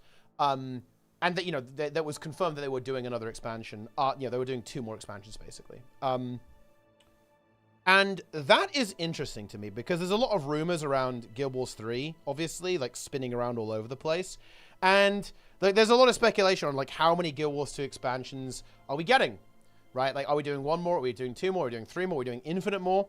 And I would say that it's not in any way suspicious or indicative that ArenaNet haven't confirmed the next expansion after this upcoming one yet. Because I think the reason they confirmed X-Pac 6 during Soto, basically, was because they wanted to kind of bolster confidence that the game was in continued development. So I think there's actually a really big contextual difference between confirming X-Pac 6 extremely early than confirming the expansion, you know, X-Pac 7 now. But I'll tell you something interesting, guys. If ArenaNet do another studio update at some time, like after the next expansion drops in October, and they don't confirm another expansion, that would be very interesting. That would be a very, very interesting statement indeed. Because that, to me, would suggest that we are basically going to be doing X-Pac 6, probably a bit of downtime, then we're going to be going into Guild Wars 3. And this is probably a topic for a separate video. I don't want to ramble on this for too much, actually, but I think there's honestly some pretty interesting indications. I think that, especially with like these return to events, the rush events becoming more scheduled, more automated, world versus world becoming heavily automated with alliances, PvP is now very heavily automated as well. Like, I'm gonna say it, guys. I do, and kind of like a lot of loose ends being tied up, like a new PvP mode that's going to be a bit more sustainable than Conquest, which is like slowly dying and bleeding out, right? This is very interesting to me. I think that a lot of what's going on in Guild Wars 2 is kind of setting the game up to kind of go into sustain mode. I wouldn't call it maintenance mode because I don't believe that they will ever drop development on Guild Wars 2. I don't think they would ever do that. They've even acknowledged this in live streams that doing that with Guild Wars 1 was probably a mistake and they wouldn't do that again. This was on an Extra Life live stream. I believe it was Colin saying this. I'm paraphrasing to be clear, but that was the sentiment. So I don't think they would ever actually stop development on Guild Wars 2, but putting it into like a lower development priority and essentially sustaining the game, maybe only kind of adding the quarterly updates and not really having expansions anymore. That is definitely something that I could see happening. So you'd still get content, but obviously in a significantly like diminished form. I think that could actually be coming relatively soon, which is kind of interesting. We'll see. I mean, we'll see. I think that again, the next studio update is going to be very, very telling. Like, if there's another expansion, then, you know, we're good, guys. We've got a little bit of time here in Guild Wars 2 left. But if they don't mention another expansion after this, then, oh, buckle up and get ready to start fresh, guys. Because I think we're going to the next one. So, interesting stuff. Very interesting stuff, actually, to see. And, you know, of course, we'll see commentary. I'm sure ArenaNet will be commenting on this as we go into the future. But, yeah, that's a little bit of wild theories, you know. Like, if you guys... What do you do on YouTube? Don't you have to say, look, if this video gets 7 likes, I'll do a video talking about my full take on Guild Wars 3. I'll drop the Guild Wars 3 manifesto, guys. We'll drop that, okay? Boom. Okay, 7 likes. 7 likes. It's a lot. I'm not sure if you guys can handle that, but... Oh, yeah, I actually really do like the landscape here. This looks really cool. Look at this, some screenshots of Bavity. There's a little vent shot there. Little aura vent shot, looking pretty menacing. Very formidable. Some tentacles going on. Very exciting stuff. But anyway, that's about it, actually, for the patch preview and this studio update in general. Let me know what you think, guys. You know, if you're watching on YouTube, shout out to YouTube. Subscribe, leave comments, get ready to watch on Twitch for Twitch drops. Buy the game, buy the Ultimate Edition using my referral link, guys. Get ready to buy the next expansion in July. Okay. With my referral, like, oh yeah, it's gonna be good. It's gonna be content, guys. Stay tuned for that. That's the real stuff. And of course, that'll do it for here. Thanks for watching, guys. Hope you enjoyed it. I'll see you next time. Interesting times to live in. Take it easy, my friends. I'm out. Although I'm actually not. I'm still here. You guys seriously think you can get rid of me that easily? Pathetic. No, we're not gone, guys. We are not gone. We're still here. Tactical move from August release for 11.2 for Wild Ops. I think it's development delays. It's actually interesting. I think there is a reason. There is a reason why it's taking them a little bit longer, I think. But that will reveal itself, I think. Ah, yes. I need to ping when we're raiding, actually. We're probably raiding on Thursday. Because I think we need the Frenchman. I don't think we...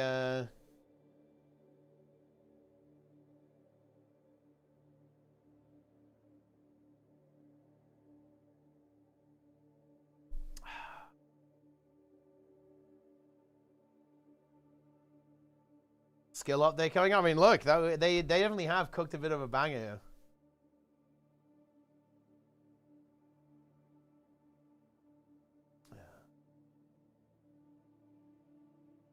Dude, what is this? Okay, a restoration shaman has applied to the guild. He's 4 out of 8 heroic. What are we doing here? Okay. Why would you do that?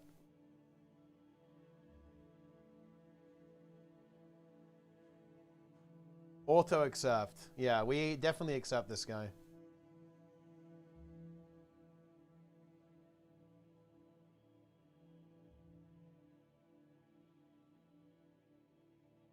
Nice.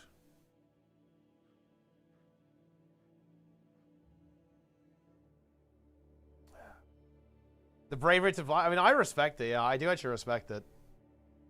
Okay, I've been given access. I've been given access to the forbidden roles in the recruitment Discord. The recruitment Discord will be our salvation, guys.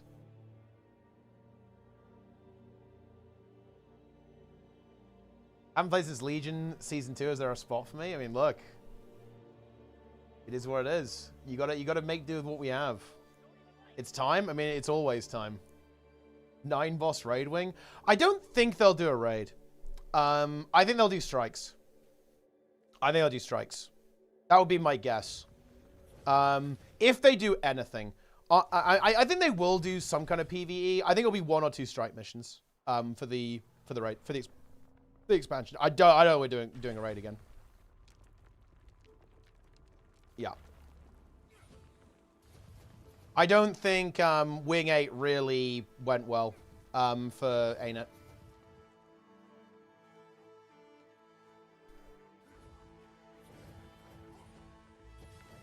I think it did. I think Janthe Wars in general was a little muddled with what it was supposed to be.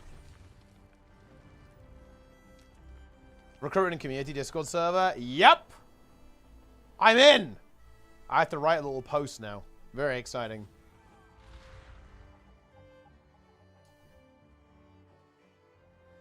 I'm going to just start harass. Yeah, I'm going to post the ad, yeah. I'm going to harass people as well. I'm just going to stalk the channel and see if there's anyone even like remotely non-dog shit.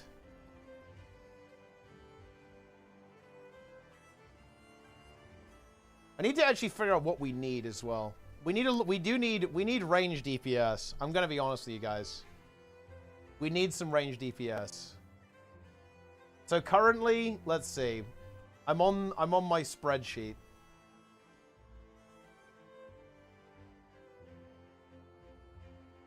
I'm on my spreadsheet. We need 5 players.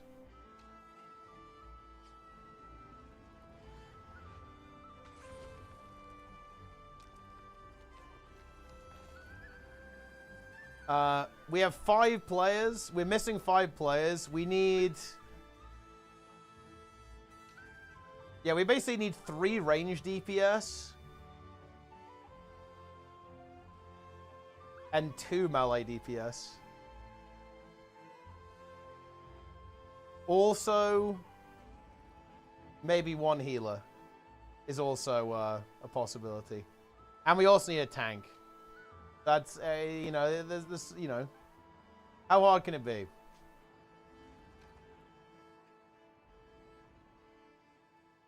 Man, let's, dude. I don't think, honestly, the dream would be we need to, like, convert one of our DPS players to play tank. I think that would be a superior strategy compared to trying to find a tank. I have to rebuild the WoW guild every patch. Honestly, nah. This is the first like proper rebuild. The other ones were not that much of a big deal because we only lost players that were not that good.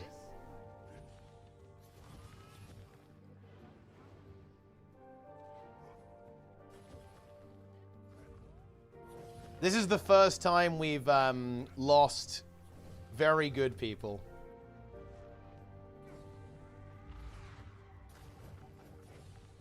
How was Augmentation Evoker? It's kind of back.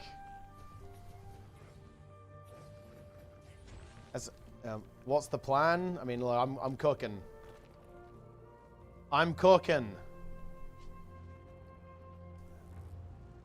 Have you seen the screenshots?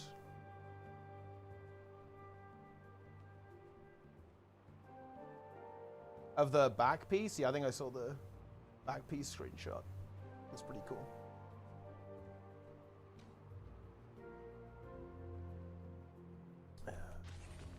Wingate has amazing CMs. I think Greer is good. I'm not really a big fan of Decima and Aura though, to be honest, in terms of design. Like, I think Decima is, it feels very undercooked to me. Like, it doesn't. It's very flashy, but nothing really happens, right?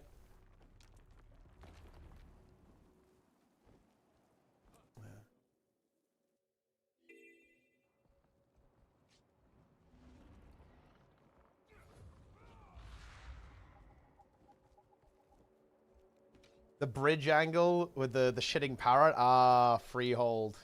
Now that's a good dungeon.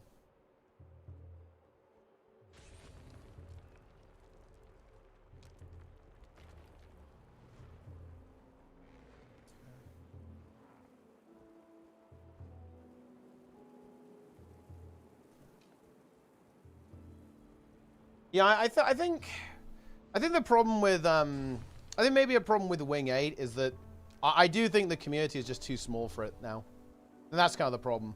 I feel like like Wing 8 is too late. Like, I think the big problem with Wing 8 is just the timing. It's just too late. But perhaps, I don't know. It's hard to say.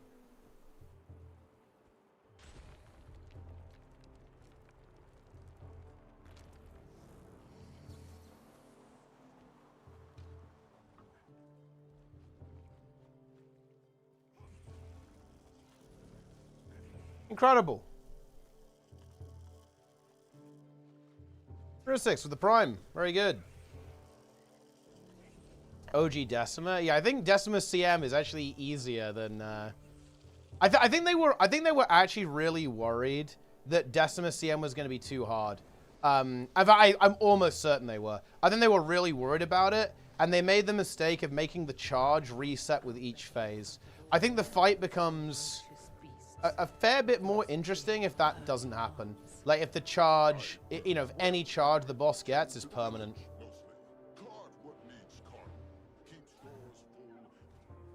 So I think that is, that's kind of an issue.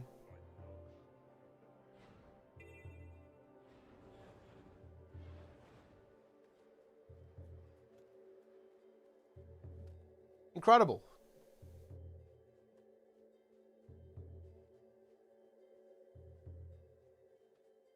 Decima LCM. I think Decima LCM would have been pretty interesting, yeah. I think picking Aura for the LCM was, I think that was a mistake. I get it because obviously Aura is the end boss, but I think it would have been better if they'd picked another boss. I think Aura is the least interesting boss mechanically in the raid.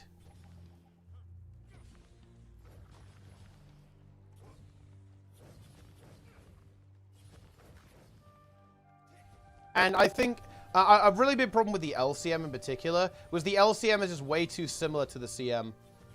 They should have. I think what they should have done is they should have just held. They should have done it exactly how they did it with Ceres. They should have not released the CM at all and dropped LCM first and then CM later. Yeah, I think they should have done that. Do normal, then LCM, then CM.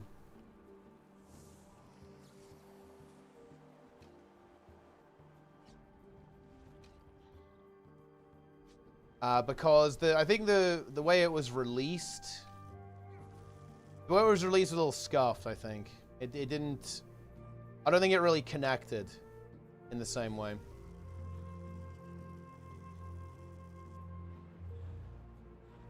Shale and S. That's the prime. Very good.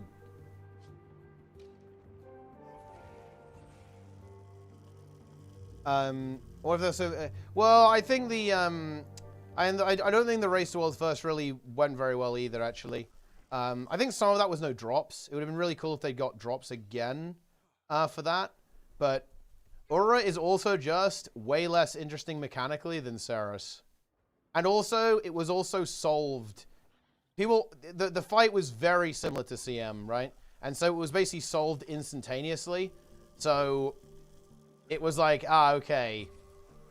We basically get to watch like a live speedrun attempt in a lot of ways, right? It's like, okay, we watch damage optimization for the next 7 days.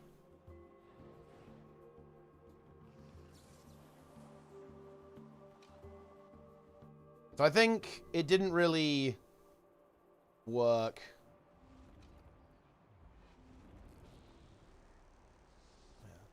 Will Tea Time come back someday? In World of Warcraft, maybe. And I might try and do a Guild Wars 1 Tea Time. Or Guild Wars 3. If Guild Wars 3 exists, I'll do it in Guild Wars 3. In Guild Wars 2, it's fairly unlikely, if I'm being honest. I just don't... I'm just not that interested in the game. I'm not playing Guild Wars 2 enough, really, to do a weekly podcast about the game. And I'll just, again, I'll be full transparent together. I don't like the game enough to do that. I don't really like Guild Wars 2 that much right now.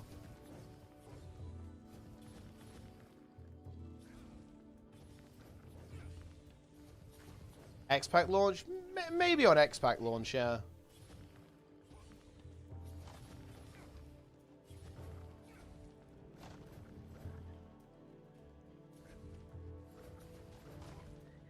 Yeah, like, I could do it, like, maybe once a year. Or once per patch.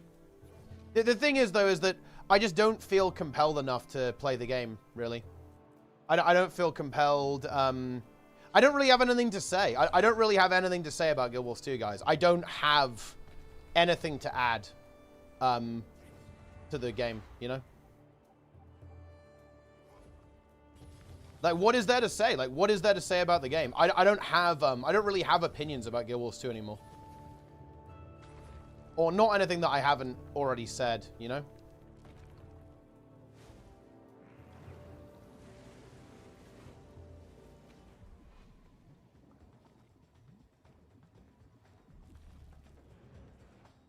Dude, it's the music. I actually like this music a lot. It's very high tier.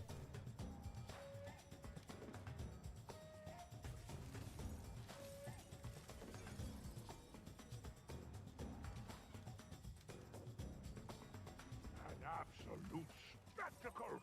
The Lore Master will tell of this for ages to come. Dance with us any time, newcomer. I thought the whole rule would be much better for everyone if the difficulties were 10 to 15. I think that the normal mode being the way it was really not it. It makes sense to me why they did it that way, because they wanted to use the normal mode to basically establish tuning for the CM. But I think the normal mode is very horrible, bro. Like, for like little peepos, holy shit. Like, these bosses taking 8 to 10 minutes is insane. That is fucking brutal. Where do you find the images? It was just like some article people linked me. Was it? And then they linked it in a Google Drive. Content.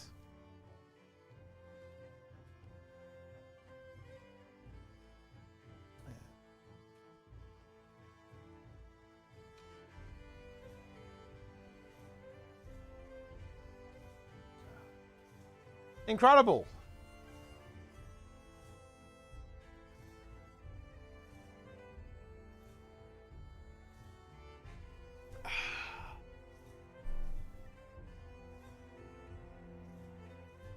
Insane. Guerrero's only gotten harder since launch. Dude, they fucking added the... I can't believe they added an enrage timer. That's insane.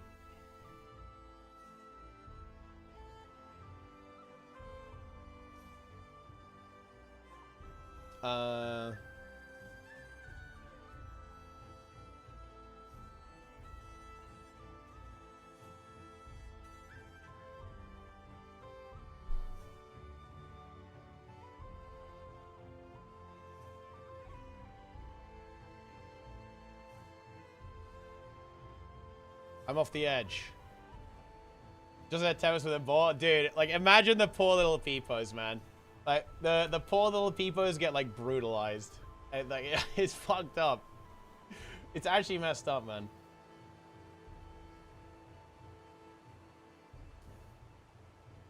Way to steer direct the player base towards self-improvement instead. I don't think so, no.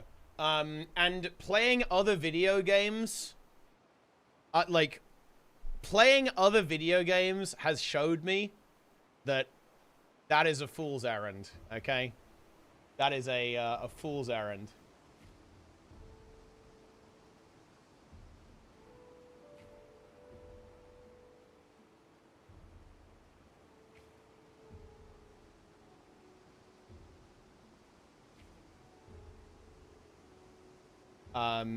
Your goal is not to improve other people. Your goal is to make it so that people can enjoy the game in a level that they find fun, right? Like, it's like you don't if people want to get good at the game, they'll get good at the game.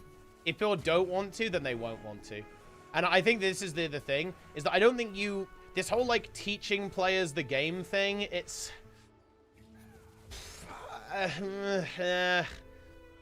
I don't think it's really a thing, if I'm going to be honest, guys. I'm going to be honest with you. I don't think it's real.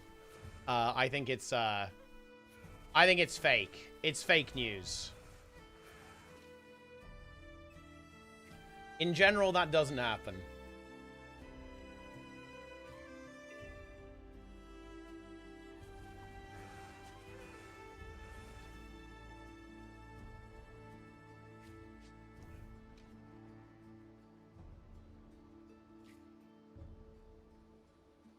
There's a similar issue there. I don't think it's an issue, though, or unless it's like I think this issue is looked at wrong.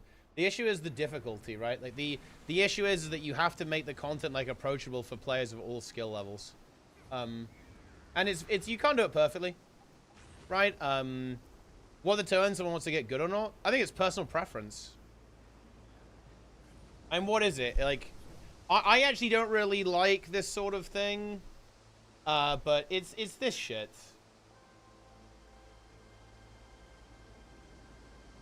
This. Killers, achievers, explorers, socializers, right? Player types. Like, this is just, it's personal preference. Like, some people want to go kill all the NPCs, okay? Some people want to achieve stuff, some people want to explore, some people want to socialize. Like, that's what it is. Their preferred actions in the game. And I think there's been, obviously, I think these days in MMOs, there's way more people in these categories, right, like socializers and explorers, than in killers and achievers, for sure. And I think there's, yeah, it's like, I think it's just that people want this stuff. They want the lower half of this. Personal preference isn't something that just spontaneously appears. I mean, I think it kind of is, yeah. I think it's something that kind of spontaneously appears. And if you want to say that, I don't know, maybe, like, you're obviously influenced, the way you were raised as a kid, I guess, like that sort of thing. I guess there's that kind of meme, but I think, yeah, ultimately, yeah, it's just like, that's just the way it is. I and a lot of other people think it's really unhealthy for the game. I mean, that's a really complex thing to engage with. Is it? Is it bad for the game? Oh no, maybe.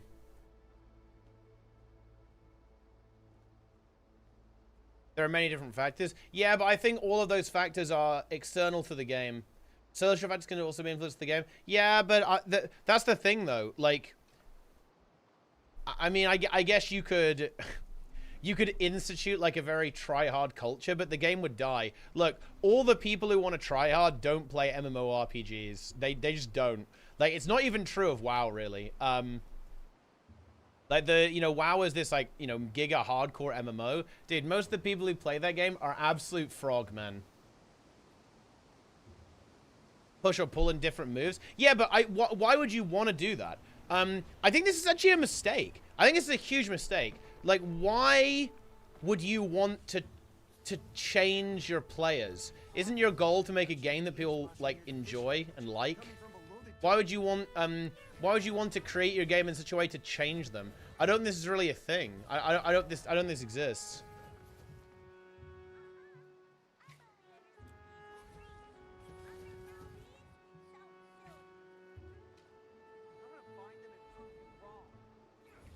Because, like, yeah, sure, a lot of I think MMO demographics have just changed, really. Like, back then, sure, a lot of people were a bit more tryhard, and MMORPGs were basically played by more competitive players. I think these days just really aren't. There's no way not to change your players.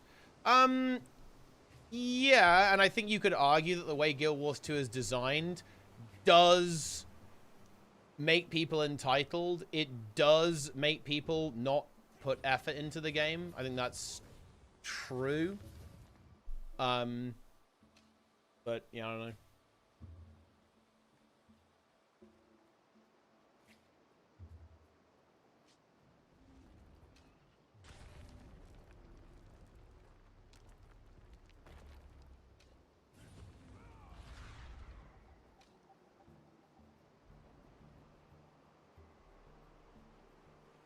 But I don't think that's really how game design works, though. I'm pretty sure, and if you look at other games, if you look at the way WoW handles it, WoW basically gives everyone their little space, right? And by the way, this is why it works. KP requirements, Elysian Guild raids. Well, that's just misinformation. I don't play this game. It's not true.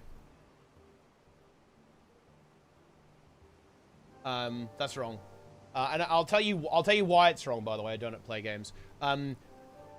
Why is WoW's raid scene not dead? Because WoW's raid scene, the reason why that raid scene does so well is because of information transparency.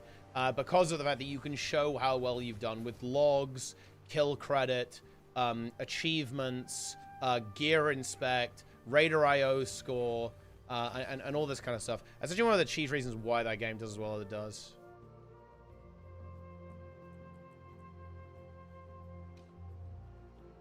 Lack of auto LFG? No, that's also misinformation. World of Warcraft doesn't have an auto LFG for anything normal difficulty, heroic, or above. I think the Guild Wars LFG is not good, but it's misinformation. It's misinformation to say that that was actually like what killed this stuff. This is wrong. Because also, the challenge that I would give to people who think this, by the way, is why was the LFG not a problem when in Heart of Thorns? Like, why was it not an issue then? It's because the demographic changed. Like, the problem is that, well, there's multiple reasons, actually. I'm not gonna lie, I don't want to, this conversation is so boring. I've had it 50 times. We're not getting into this. It also doesn't matter either. No matter what ArenaNet does right now, I like, the community will not recover. The best way to build an MMO is increase the fulfillment, the more effort put in. So people who want to just auto-attack and move can play the game just fine. People who want to put in more effort are able to and rewarded for it. I mean, yeah, and that's kind of the way vertical progression MMOs tend to handle this. If you want to get the best gear, you have to do the hardest content. I have really mixed feelings on that. I like begrudgingly... thing is, I actually hate that. Dude, I hate it so much, actually. But, is that true? You might have to do that. Like, because I actually really like the Guild Wars 2 approach, to be honest. I admit it. I think it's really cool that you can, you know, farm really well in open world, and you can do raids, and you can do world versus world and PvP and stuff. I actually really like that reward design structure, but it has big downsides. It has, like, big downsides. Like, the Guild Wars 2 community is the way it is, in part because skill isn't rewarded. If you play better, you won't get more gold. In fact, sometimes you'll get less gold. And like harder content doesn't reward you. That is actually a problem. Oh man, it is a problem. It's really annoying. Gear Treble's a meh. I mean, yeah, I don't really like it either, but bear in mind most people do. That's the other thing that's kind of worth noting, is that we're actually in the minority opinion here. The vast majority of MMO players like gear progression.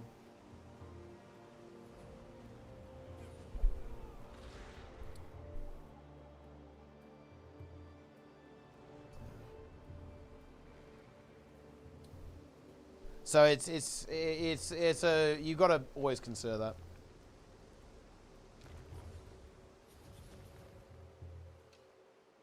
Yes. Is rewards. Well, the thing is because like it actually turns out that making anything rewarding in a game that doesn't have vertical progression is kind of hard, actually. Unless you're giving some people kind of achievement-based rewards. One of those, like, clearing a really difficult piece of content or winning a PvP tournament. It's, like, very difficult to actually do that. Like, rewards in Guild Wars 2 are bad, but that's because they don't do anything. They're purely cosmetic. They're essentially worthless, right? They don't actually do anything. And I think that's why they feel bad a lot of the time. Would have led down a different path. That is definitely true. But I'm also not, I'm not so certain about this as well. Like because look, in the video game World of Warcraft, people are fucking dog shit at the game, okay? Like it's not different. It's not different at all, really. It's not like the way the game... The only difference is that you do get rewarded for playing better in that game. Like, and if you are unwilling to learn, the game will gatekeep you, right? It will completely gatekeep you. Which I think is interesting. Yeah.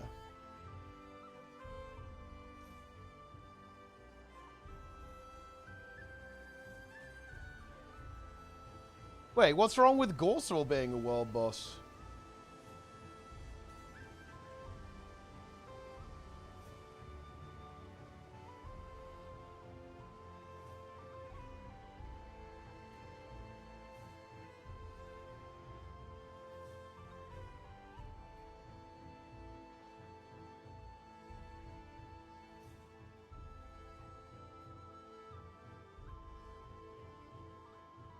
You don't need to force into the hardest content to reward skill, though. Having bonus objectives and metas can achieve the same thing.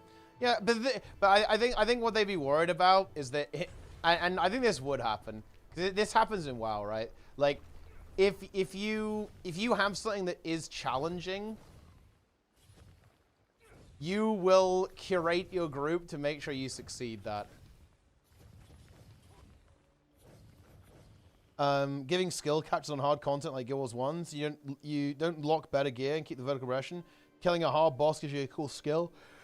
Play who what? Yeah, but I worry that is not. That's actually like insanely aggressive. There's no fucking way they would ever do that. I'm not sure if you could do that. Like, can you imagine how toxic people would get over that? That would be insane.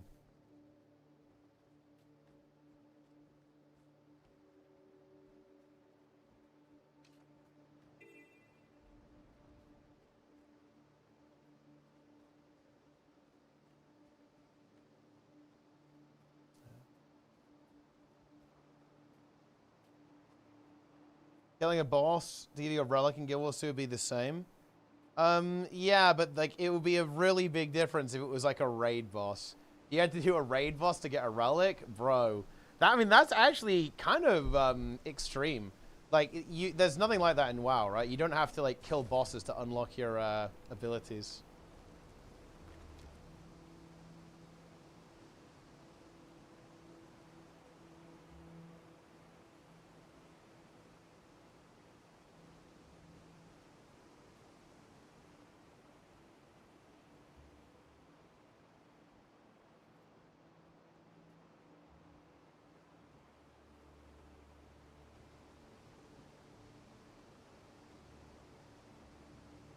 Incredible!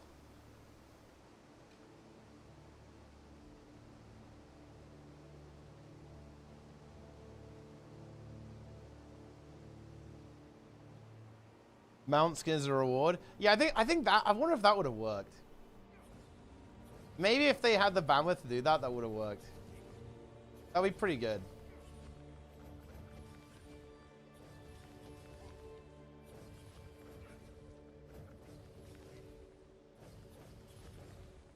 If they get cleansed. The thing is, I'm not sure if you can really afford those players to get cleansed. Like, when you're saying those people, you're talking about, like, 90% of the player base. It's like, don't get me wrong. Like, I'd be in favor of, like, the hardcore player Utopia, but nobody will be playing.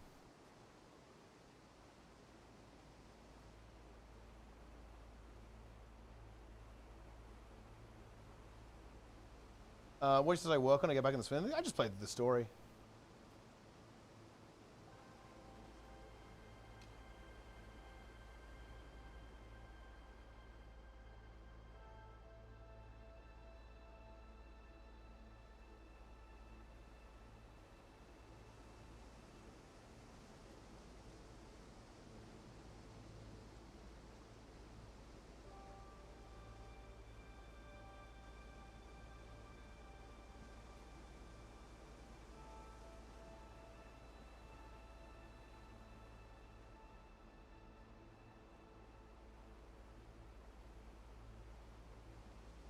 Incredible. Not the margin in Guild Wars. Oh yeah, I mean, I think they would definitely do things differently in Guild Wars 3. Guild Wars 3, I think, will be very different to Guild Wars 2. I have a lot of thoughts on Guild Wars 3. I have a lot of thoughts on Guild Wars 3. I need to write them down and actually talk about it.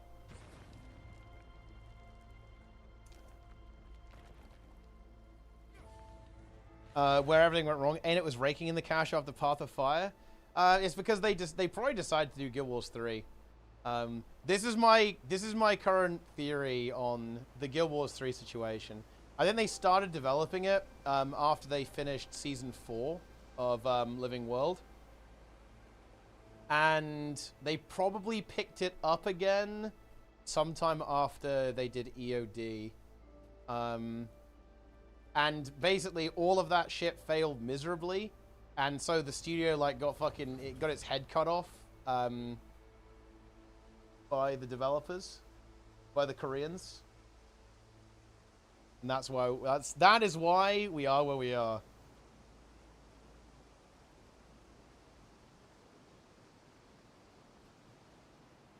Three easiest worlds with high effort for World vs. World. The three easiest World vs. World specs with a high effort for World vs. World roaming. What does that even mean? I don't know, just play Willbender or something, I don't know. It's time.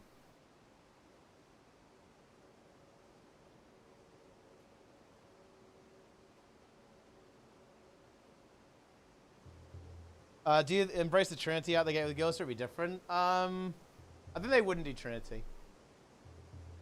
I'm expecting it to be action combat though, like more actiony than Guild Wars 2. It might have like Guild Wars 2 targeting systems, but I think it'll be more action oriented, not less.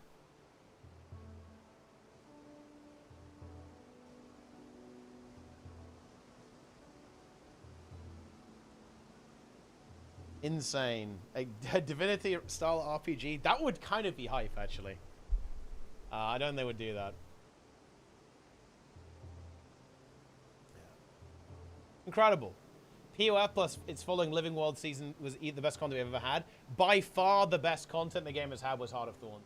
Heart of Thorns is the best Guild Wars 2 expansion, not even close. Not even close. And definitely the peak of the game as well.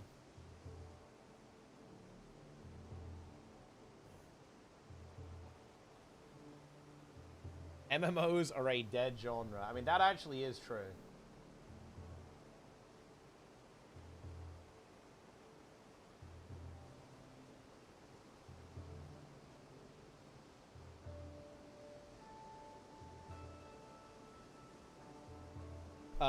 Guild Wars are a brand new setting. I think it'll be Guild Wars, yeah.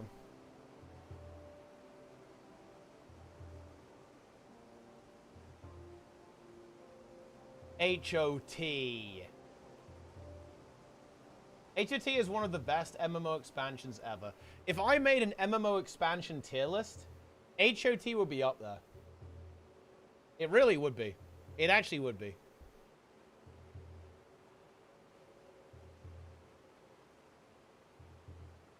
What is the best MMO expansion ever? That's actually a good question. Yeah, all gamers, I swear, it was peak, yeah. PvP was good, World vs. World was good, and PvE was good. That was actually insanely hype. Fucking hype content, my friends.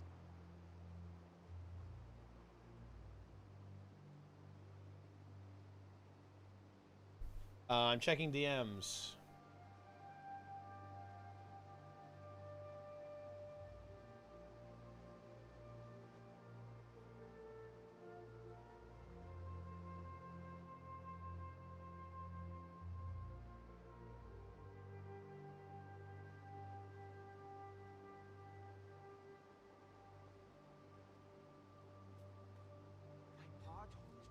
It's hard. I think it's hard to compare, isn't it? Because every game is so different. So different, I think.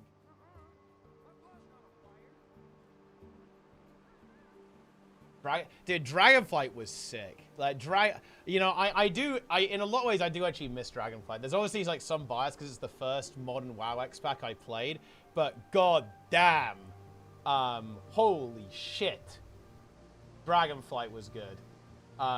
What an insanely good expansion. A very, very good introduction to the game, in my opinion. Like, they just dropped banger after banger after banger in Dragonflight. Like, Vault of the Incarnates was pretty good. Bit of a disappointing race to Worlds first.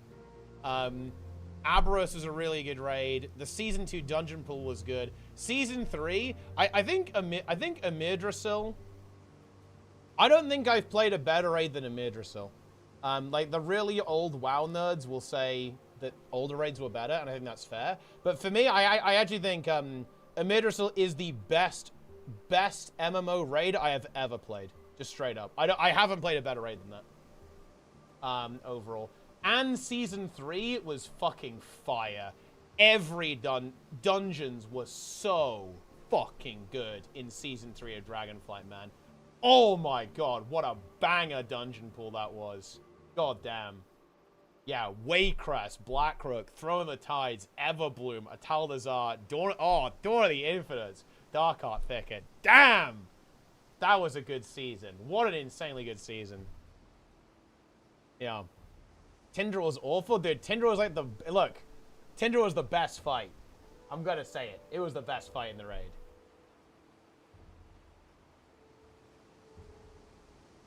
Oh. God damn. I do want a green raid. That is true, actually. Although, to be fair, I was actually a little bit worried about Nerebar Palace, but I actually really like how that, raid looks. And I like how it looks and sounds.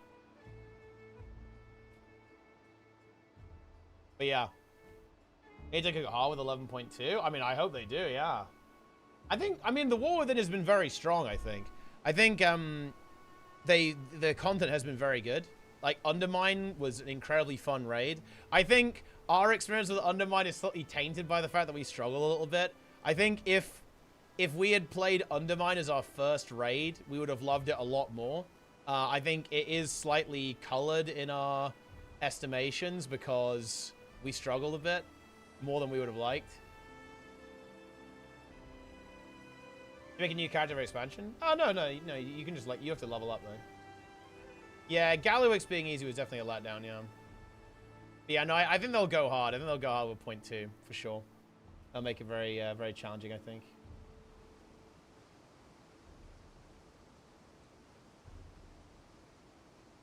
Well, your universe the 14 sucks? No, I don't think we can. I think 14's a good game.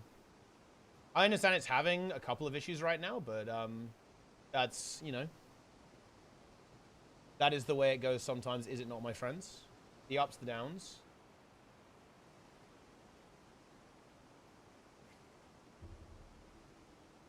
Or the green lines. Dude, wait, how can you be hating on Nimue? Nimue was a fire boss. Made P1 and gave up. Yeah, for sure. Like, P1 I think was a very strong start. It needed a lot more. And Agira? Yeah, I mean, Agira is definitely the worst boss in Yggdrasil, I think, by far. Council is good, man. I'm gonna say it. Council's high tier. You can't shit on Council.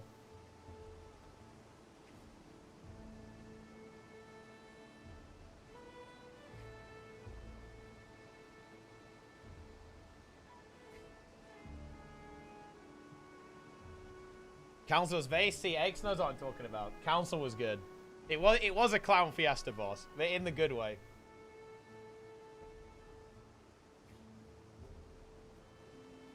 It's time to be a duck. I will admit, the duck mechanic is questionable.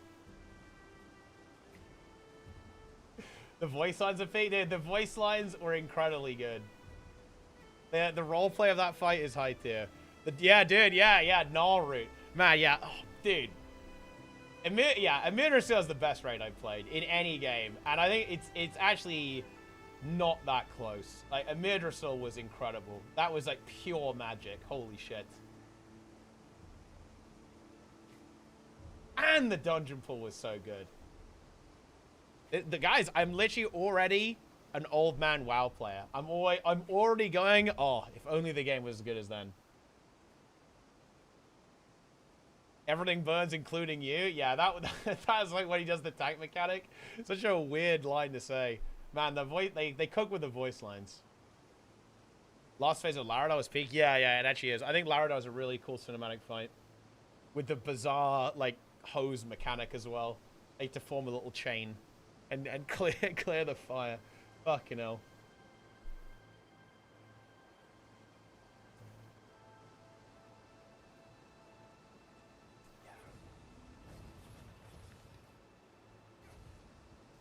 They always so I mean they gave up on swirlies recently, so you should be able to see stuff pretty easily now. Smolderon? Yeah, I think Smolderon. I mean, that's what I mean though. Like every boss is a banger. Like Nullroot, banger. Agira, pretty mid. Council, banger. Nimue, banger. Volcaros, I mean, dude, it's a fucking easy boss. It is what it is. It's okay, I guess. It's a giant snake. I'm not complaining about it. Larodar, actually really cool fight. Smolderon, big. And then you get the heavy hitters at the end of the tier. Tendril, godlike fight. Farak, another godlike fight. It's such a shame we missed, we didn't manage to play them on higher difficulties.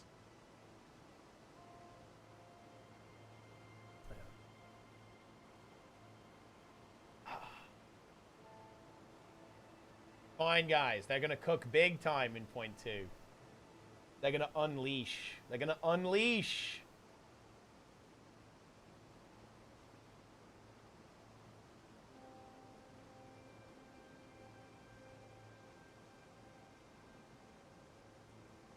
I see that we were post-seeding PTSD. No, dude, look.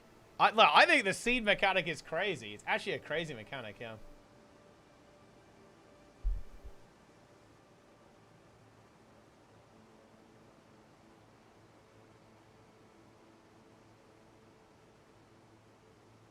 The damage wounds on Smolder allow some good min-maxing. On Havoc, you played the Atal'Dazar Trinket that boosted your auto attack solely for that. That's big, actually.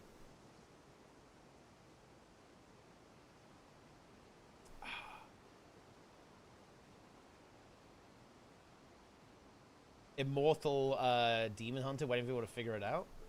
I mean, I guess, you know, raiding is boring when you're waiting for your team to stop fucking up, I guess.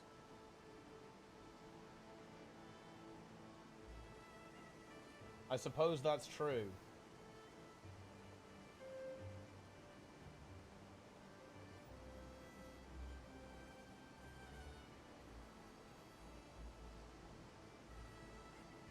Hold on.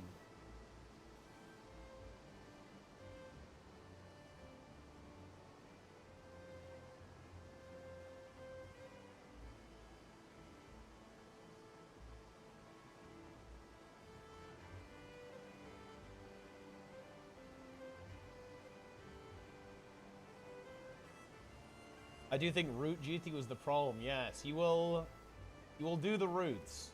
You will enjoy doing the root. Embrace the roots.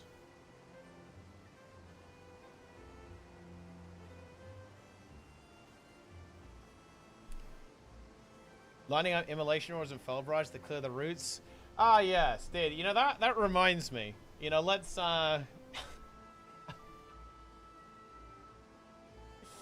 Oh my god. You know, I feel the need to... We need to go back, guys. Okay? We need to go back.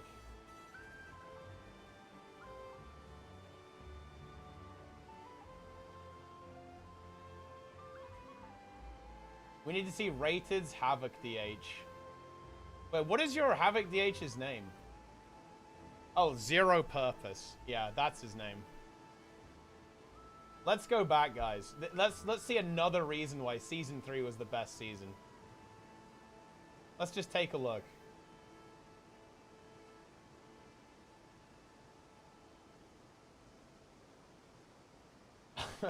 Bro. Oh my god. Take a look, guys. Look at this comp. Holy. Plus 29 Atal'Dazar. Under by 3 minutes. VDH. Disc Priest. Fury Warrior. Ret. Havoc. Now that's what I'm talking about. That's a good comp. Very nice. Very nice. Why did we do this? Dude, we did plus 28 throw to the tides like this. Holy. What the fuck? That's insane. What was the most unhinged key we did? Wait, we did Everbloom 28. I think this basically took years off Snizzle's life doing this. In fact, it definitely did. Also, by the way, look at this. Look at what I did for these fucking noobs. I got them all Rage Heart, by the way. Every single one of these fuckers. Rage Heart Hero, Rage Heart Hero, Rage Heart Hero, and I didn't take it. I was stuck with this piece of shit, Ember of Nullification, for like almost all of the season, because I fed these fuckers. And then Ray didn't even play this character, or Snizzle. He went Mistweaver. Like, I farmed 2 Tainted Rage Hearts for you guys. Didn't even end up using them. That's it. That's insane. Unbelievable. Wait, there's one where he was, wait, what dungeon were you full melee, actually? Was it, was it Waycrest? I want to say we did that on Waycrest. Yes. Oh, look at that memory, guys. Full melee comp. Look at that. That is good. That's God comp, guys. That's God comp. It's God comp. Absolutely beautiful. Look at that. Wow. Wow. Zero purpose. Score 0 IO. Rated. Look at this. We were actually carrying this guy. We're 3.8k. Rated was 0 IO. Literally 0 IO.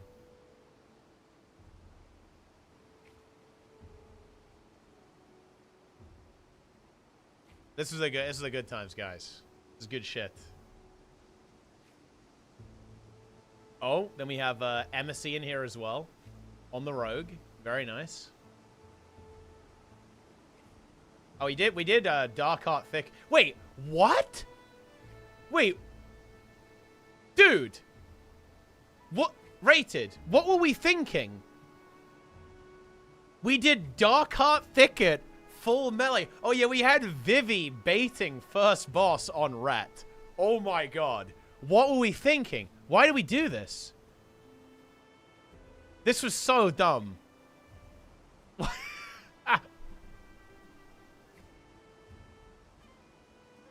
That's crazy.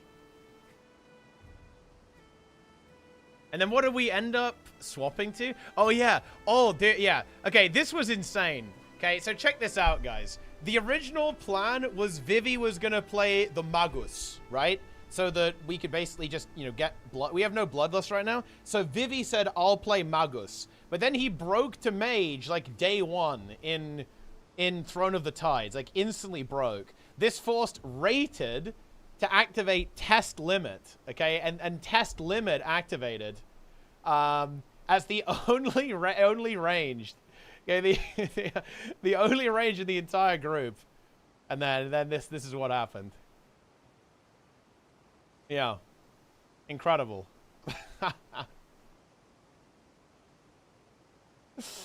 Oh, that's funny. That is funny. Oh, man, we were so close to getting the...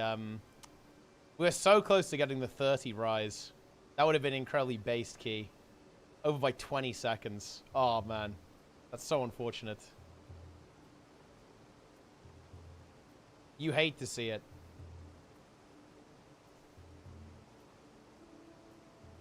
At least I had the raid chart. I remember that deplete fondly. And he prefers it as well. He actually prefers the depletes.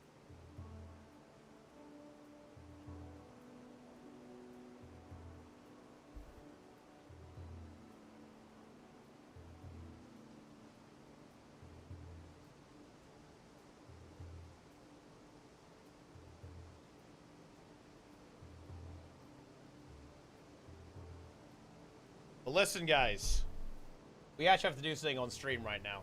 Because I have got this. I might actually go full screen. We're going to go full screen for this, guys. Look, I'm huge.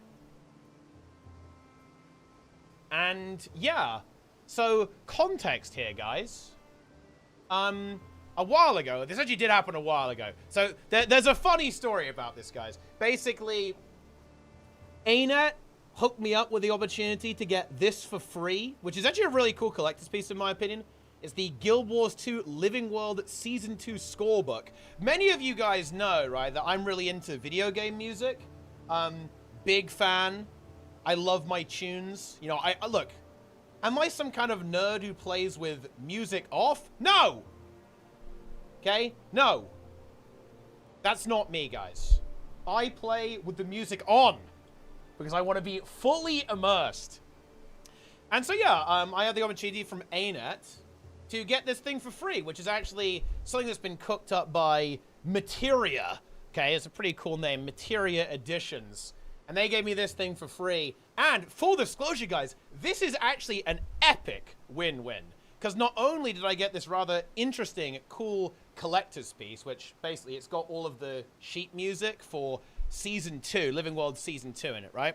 I'm also getting paid to show it to you. So I get this for free, and I get paid at the same time. I mean, guys, this, in my opinion, is an absolute win-win-win-win-win. It's for Season 2, which actually has some really interesting music in it, as I'm sure you are very aware. I'm sure, I mean, look, Season 2, guys, do you remember that? Yeah, hashtag ad, hashtag shill. That's what I'm talking about, guys. But, back in the day, Season 2, Living World, Guild Wars 2. And this has got all the tracks in it. And it has some of the artwork in it as well. And I open it up, right? Look at that. Beautiful, guys. Well, actually, let me turn the green screen off. Right now, its beauty is actually being... its beauty is currently being impaired, I would say. Let me go ahead and fix that. Gonna... No more background for you guys. Not see the game. We'll now only see green. Hey, look. Enjoy the green. A Timey character art? Well, look. Hey, wait, is there actually a picture of Timey in here? Let me go through that. Let's see if there is. But this has got all of the tracks. It's 19 little tracks here. This is like some Zephyrite stuff going on as well. Let's see what other images have we got within here. I've also got this thing. Wow. pretty cool. Some classic Guild Wars 2 kind of concept art stuff there as well. And yeah, if you're into music, this is definitely something that maybe you want to buy. I don't know. You can pick it up now. It's actually available in a digital form as well, by the way. A little bit cheaper if you get it digitally, or you can get the physical thing. Personally, I do like the physical thing because I do like a bit of collector's items. Guys, I've got my Guild Wars 2 collector's edition. I've got the Command and Conquer collector's edition. Okay? I'm into that stuff, guys. I like it. I'm definitely an old school gamer. I love to see, you know, a physical thing to go alongside a game. Guys, I miss the days where you'd get a game manual, you know, with the game. It's got images in it and stuff. It tells you how to play the game. Or, you know, a box or like a CD case, right? That stuff is actually really fun. But yeah, SNEB is being influenced. And actually, one of my primary reasons for getting this was to make SNEB jealous. For those who don't know, SNEB is actually a really big collector of Guild Wars merchandise. I bet he doesn't have this. And you could have this before SNEB, guys. So you could go ahead and pick that up as well. And yeah, I mean, that's, yeah. I don't know. I think this thing is pretty cool. Big shout out for ArenaNet. And of course, Materia for juicing me up with this. You absolutely love to see it, guys. It's fantastic stuff. Okay, all of your favorite music from Guild Wars, or at least some of it. Okay, you got, you know, it's all done by Lena Raine, Maclaine Diemer, Stan LePard. You know, it's the whole gang is in here, guys. Well, not literally all of them, but those.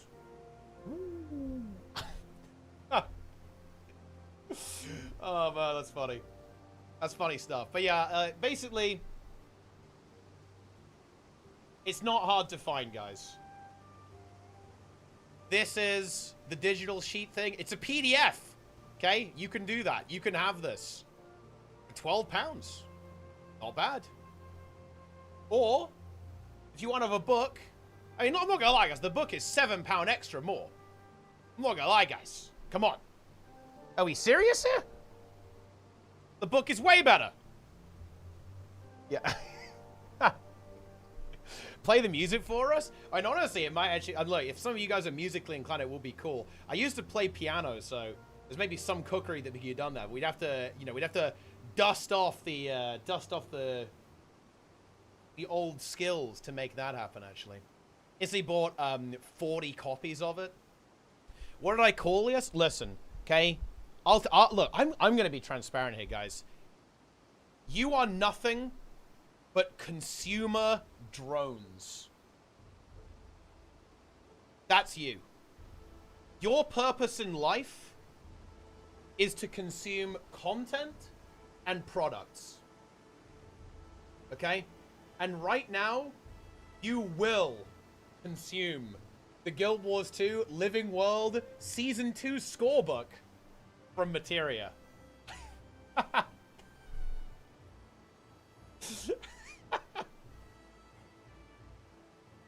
Consume this product, guys. Look at that. Look at all these notes. Well, there's not that many there, but there's more over here. Yeah, I must consume the EOD Center. I actually don't. I only have Season 2. So I don't have this. But anyway, I guess that's all I've got to say about that, to be honest. It's pretty cool. I got it for free. You can't have it for free. So yeah, unlucky.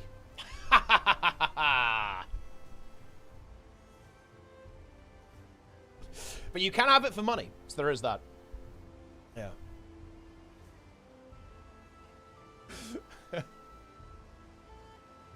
You love to see it. Let me stand up real quick. I think there's something off with my camera, right?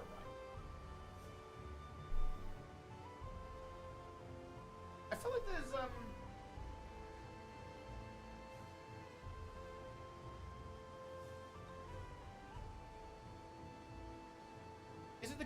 Is it the green screen position? There's something...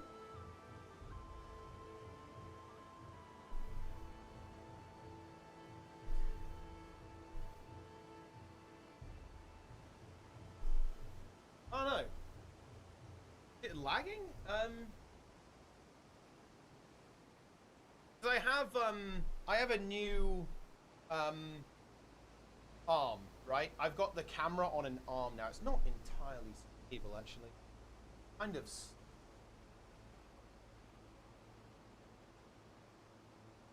I'm not happy with this, actually.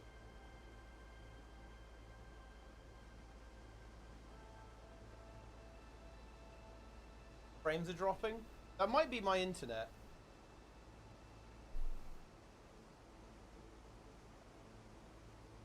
Oh. Oh, that's actually very interesting. Oh, oh.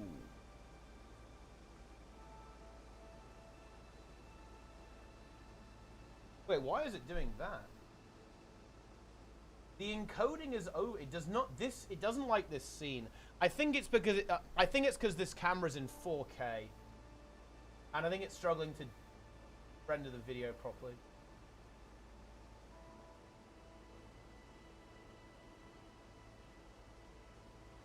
That's obviously a bit overkill for 1080p stream. Yeah. This. Wait, I wonder if that works. No, this was not a bit, guys. I just I looked at the camera and it didn't look right to me. It wasn't a bit. Because I was looking at OBS on my monitor. I was like, what is wrong with it? Yeah, it just didn't look right to me. Yeah, yeah.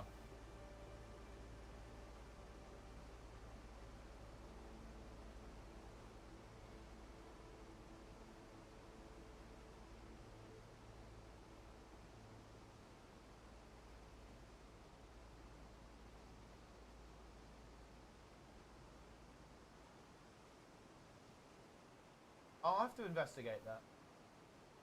Not quite right. Yeah.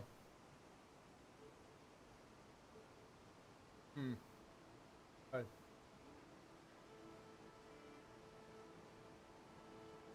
I need to adjust the positioning as well. I'm doing my I'm doing my stream. I'm doing my stream setup on StreamNet. It's actually, look, guys. I know this is inappropriate. This is bothering me a lot. I hate this. Hang on. I need to fix it now. It has to be fixed now. Now!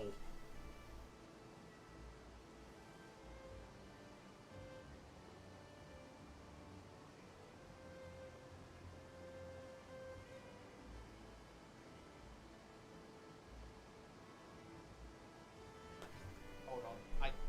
I don't... The thing is, my setup here is slightly complex. There's a bunch of, like, arms and shit everywhere. It's hard to reach.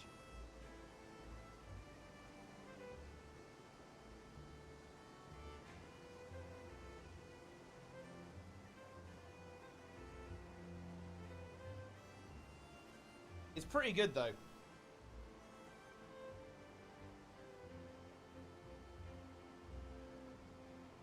Sport is paying off. Yeah, I've got back into the gym recently. I've been going pretty hard.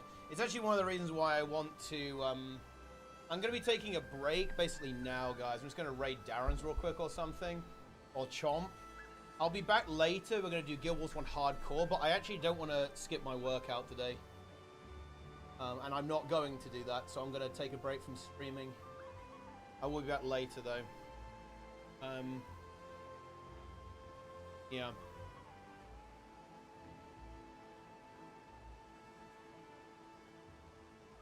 And we are going to be streaming a lot of WoW, guys. We're going to be streaming a lot of WoW. Because I need to do a lot of grinding.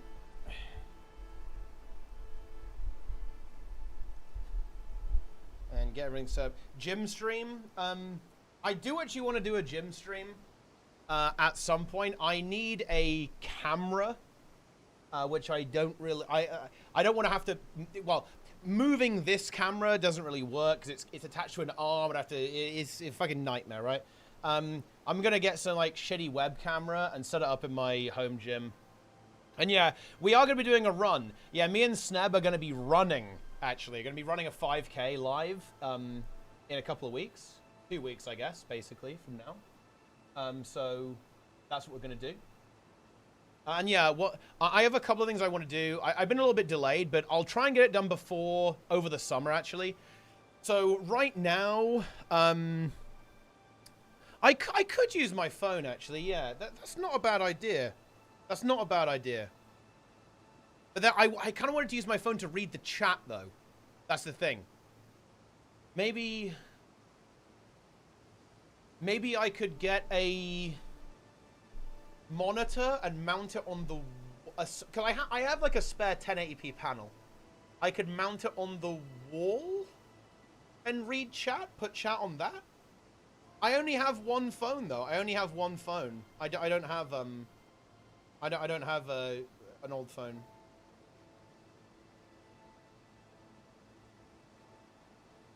That's like not a bad quality because the camera on this thing's pretty decent actually. Although it's not one of the really flash ones. The phone I've got is it's the smaller ones, right? The SEs, because I don't really like a really big phone. I also don't really use my phone that much. I didn't spend a lot of cash on it. No point.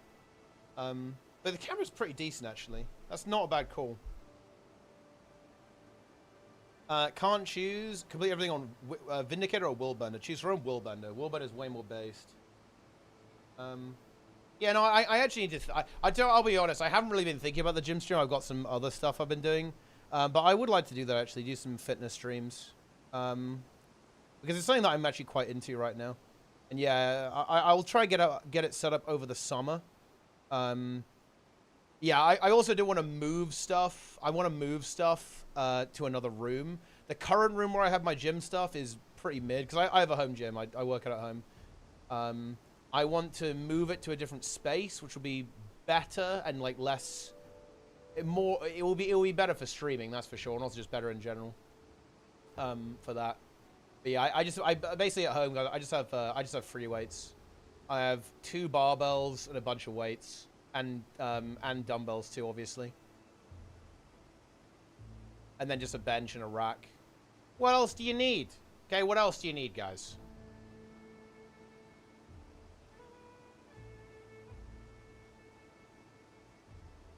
But yeah, I will be streaming me and Sneb running. It's gonna be exciting. I don't know how I'm gonna set that up actually. I'm gonna need like, what do I need? I need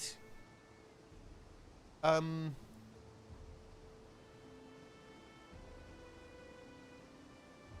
don't have cables actually.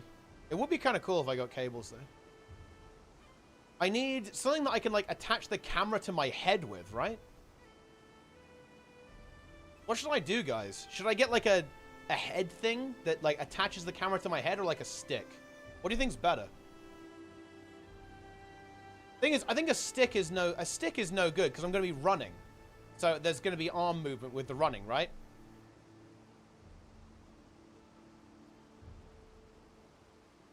Someone link me something, guys. Someone link me something that I should use. A chest cam mount. Let me actually look at this. Oh, it's like a GoPro thing. I need to actually think about this because we are doing the run on. I believe it's going to be June 13th. Sneb can check me on that. But I need to get it sorted sooner rather than later. So should I get a chest cam or like a helmet cam, guys? I guess chest would make sense.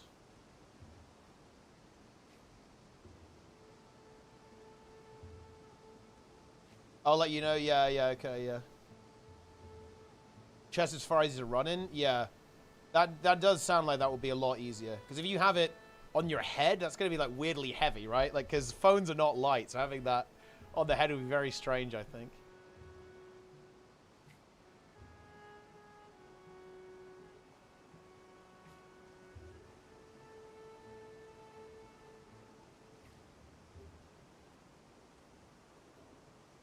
The thing is, though, the other thing is, I kind of want to be able to... look at chat while I'm running, or at least interact with the chat. What's the solution there? Maybe I need to buy a GoPro. How much is a GoPro? Need to do donation goal, guys. Ha ha ha. Oh, actually not that bad. £270 by the looks of it. Oh, looks like there's some cheaper options as well. 2 phones. Thing is, I only have 1 phone.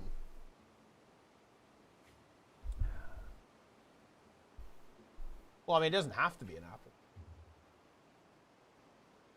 GoPros have built-in Utilitarian net. Whoa, that's pretty cool, actually. That's a neat bit of kit. That honestly might just be worth picking on. That's a pretty cool piece of technology, actually.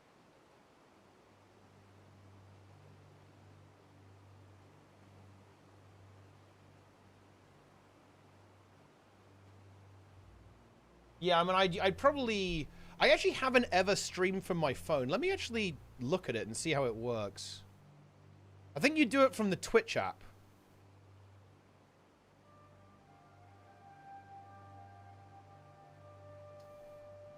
Ah, yeah, here we go. Yeah, stream IRL.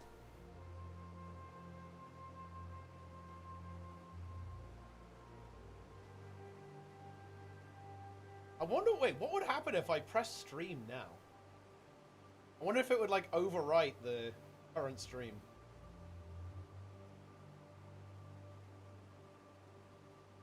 You guys would see all the mugs I have on my desk. Because I have, like, 6 mugs on my desk right now. Oh, dear, oh, dear. That is, look, that's illegal, guys. Oh, you do it from this, oh, let me actually look that up. Streamlabs app. I don't use Streamlabs though. I use Stream Elements. I guess it doesn't really matter, does it?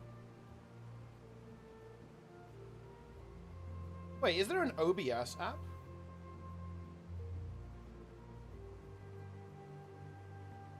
No.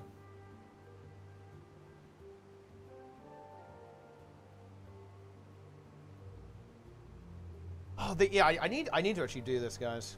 We're gonna need to. I might do a test stream. We need to cook because I don't actually understand how to stream from a phone at all. I have never attempted it. Is there a wait?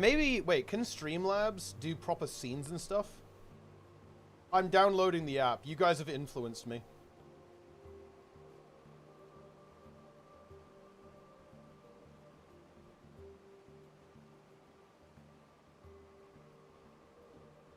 I'm influenced.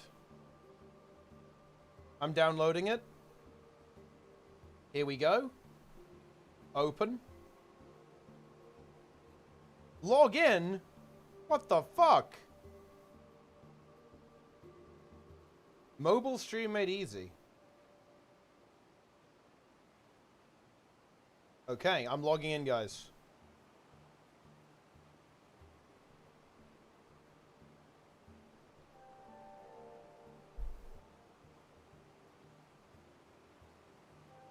Okay.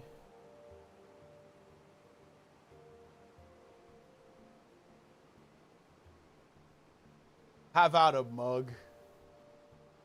You got it, Z.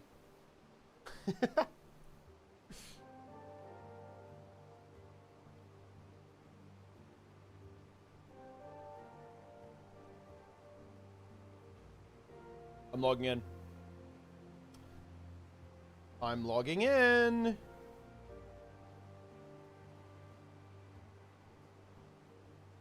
Wait.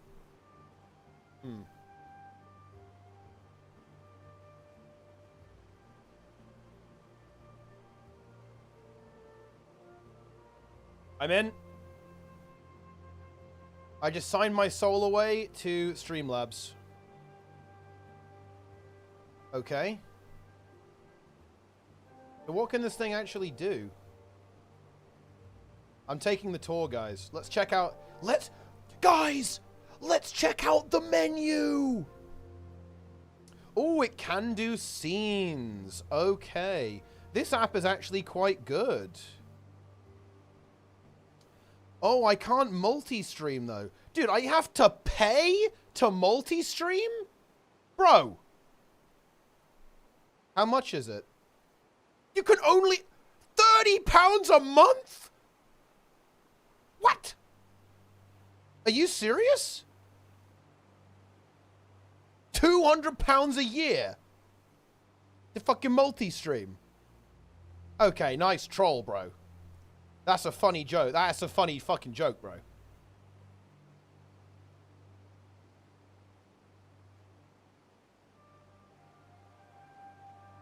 No thanks.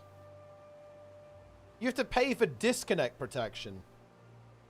Yeah, I'm getting milked. I'm getting milked right now by Streamlabs. But this actually does appear to be a pretty good app. Yeah, you can make multiple scenes. Okay. I'll have to tinker with this a little bit. I need to get a battery pack as well. Someone link me a good battery pack, guys. Because I think I might need to... I'm pretty sure if I stream from a phone, it's gonna, like, melt the battery, right? So I need a battery pack to keep it alive. Actually, better than GoPro. Ooh, I will bookmark this. Nice. The Insta 365X5. Why is this device superior? This is fucking expensive, though. I'm not sure I want to drop £500 on this.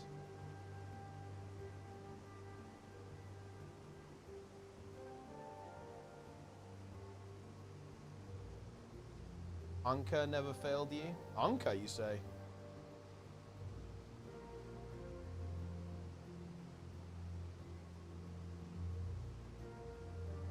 Oh, dude, it has 360.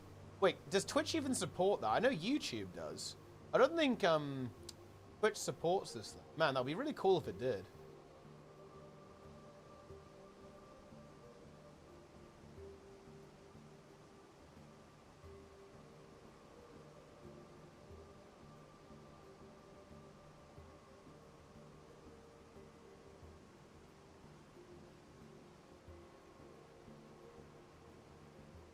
Okay.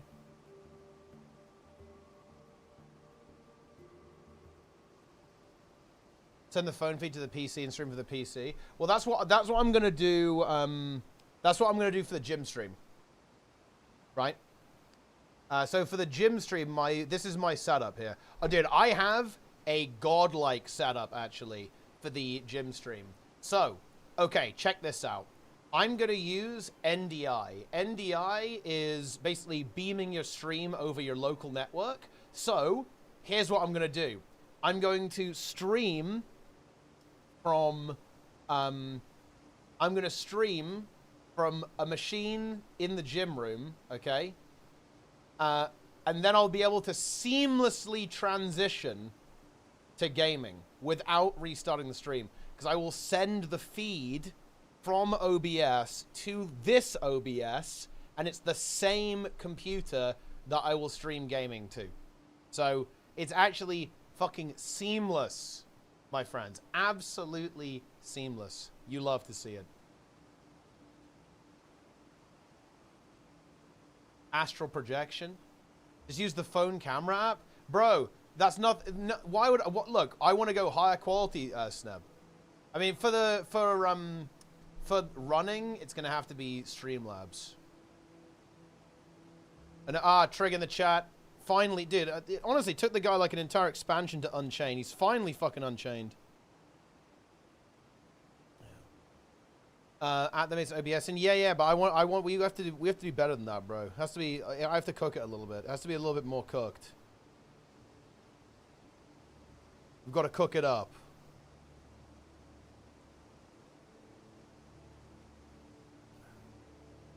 Incredible.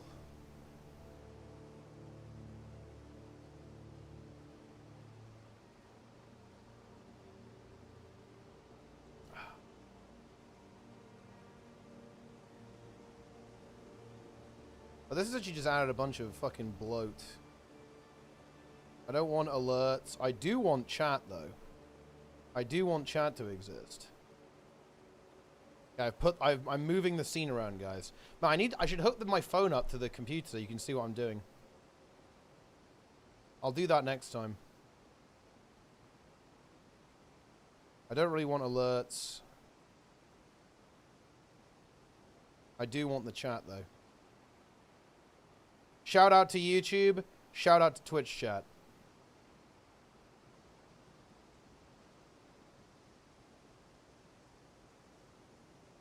Okay, I will purchase a variety of things.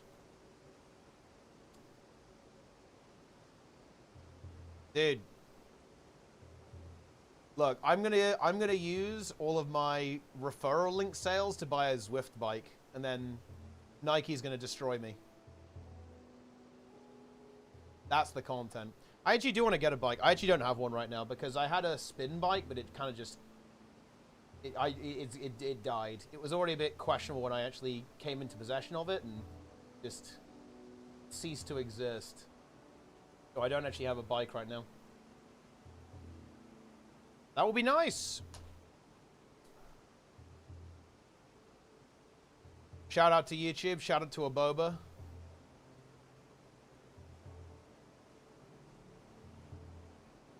Incredible. Anyway, guys.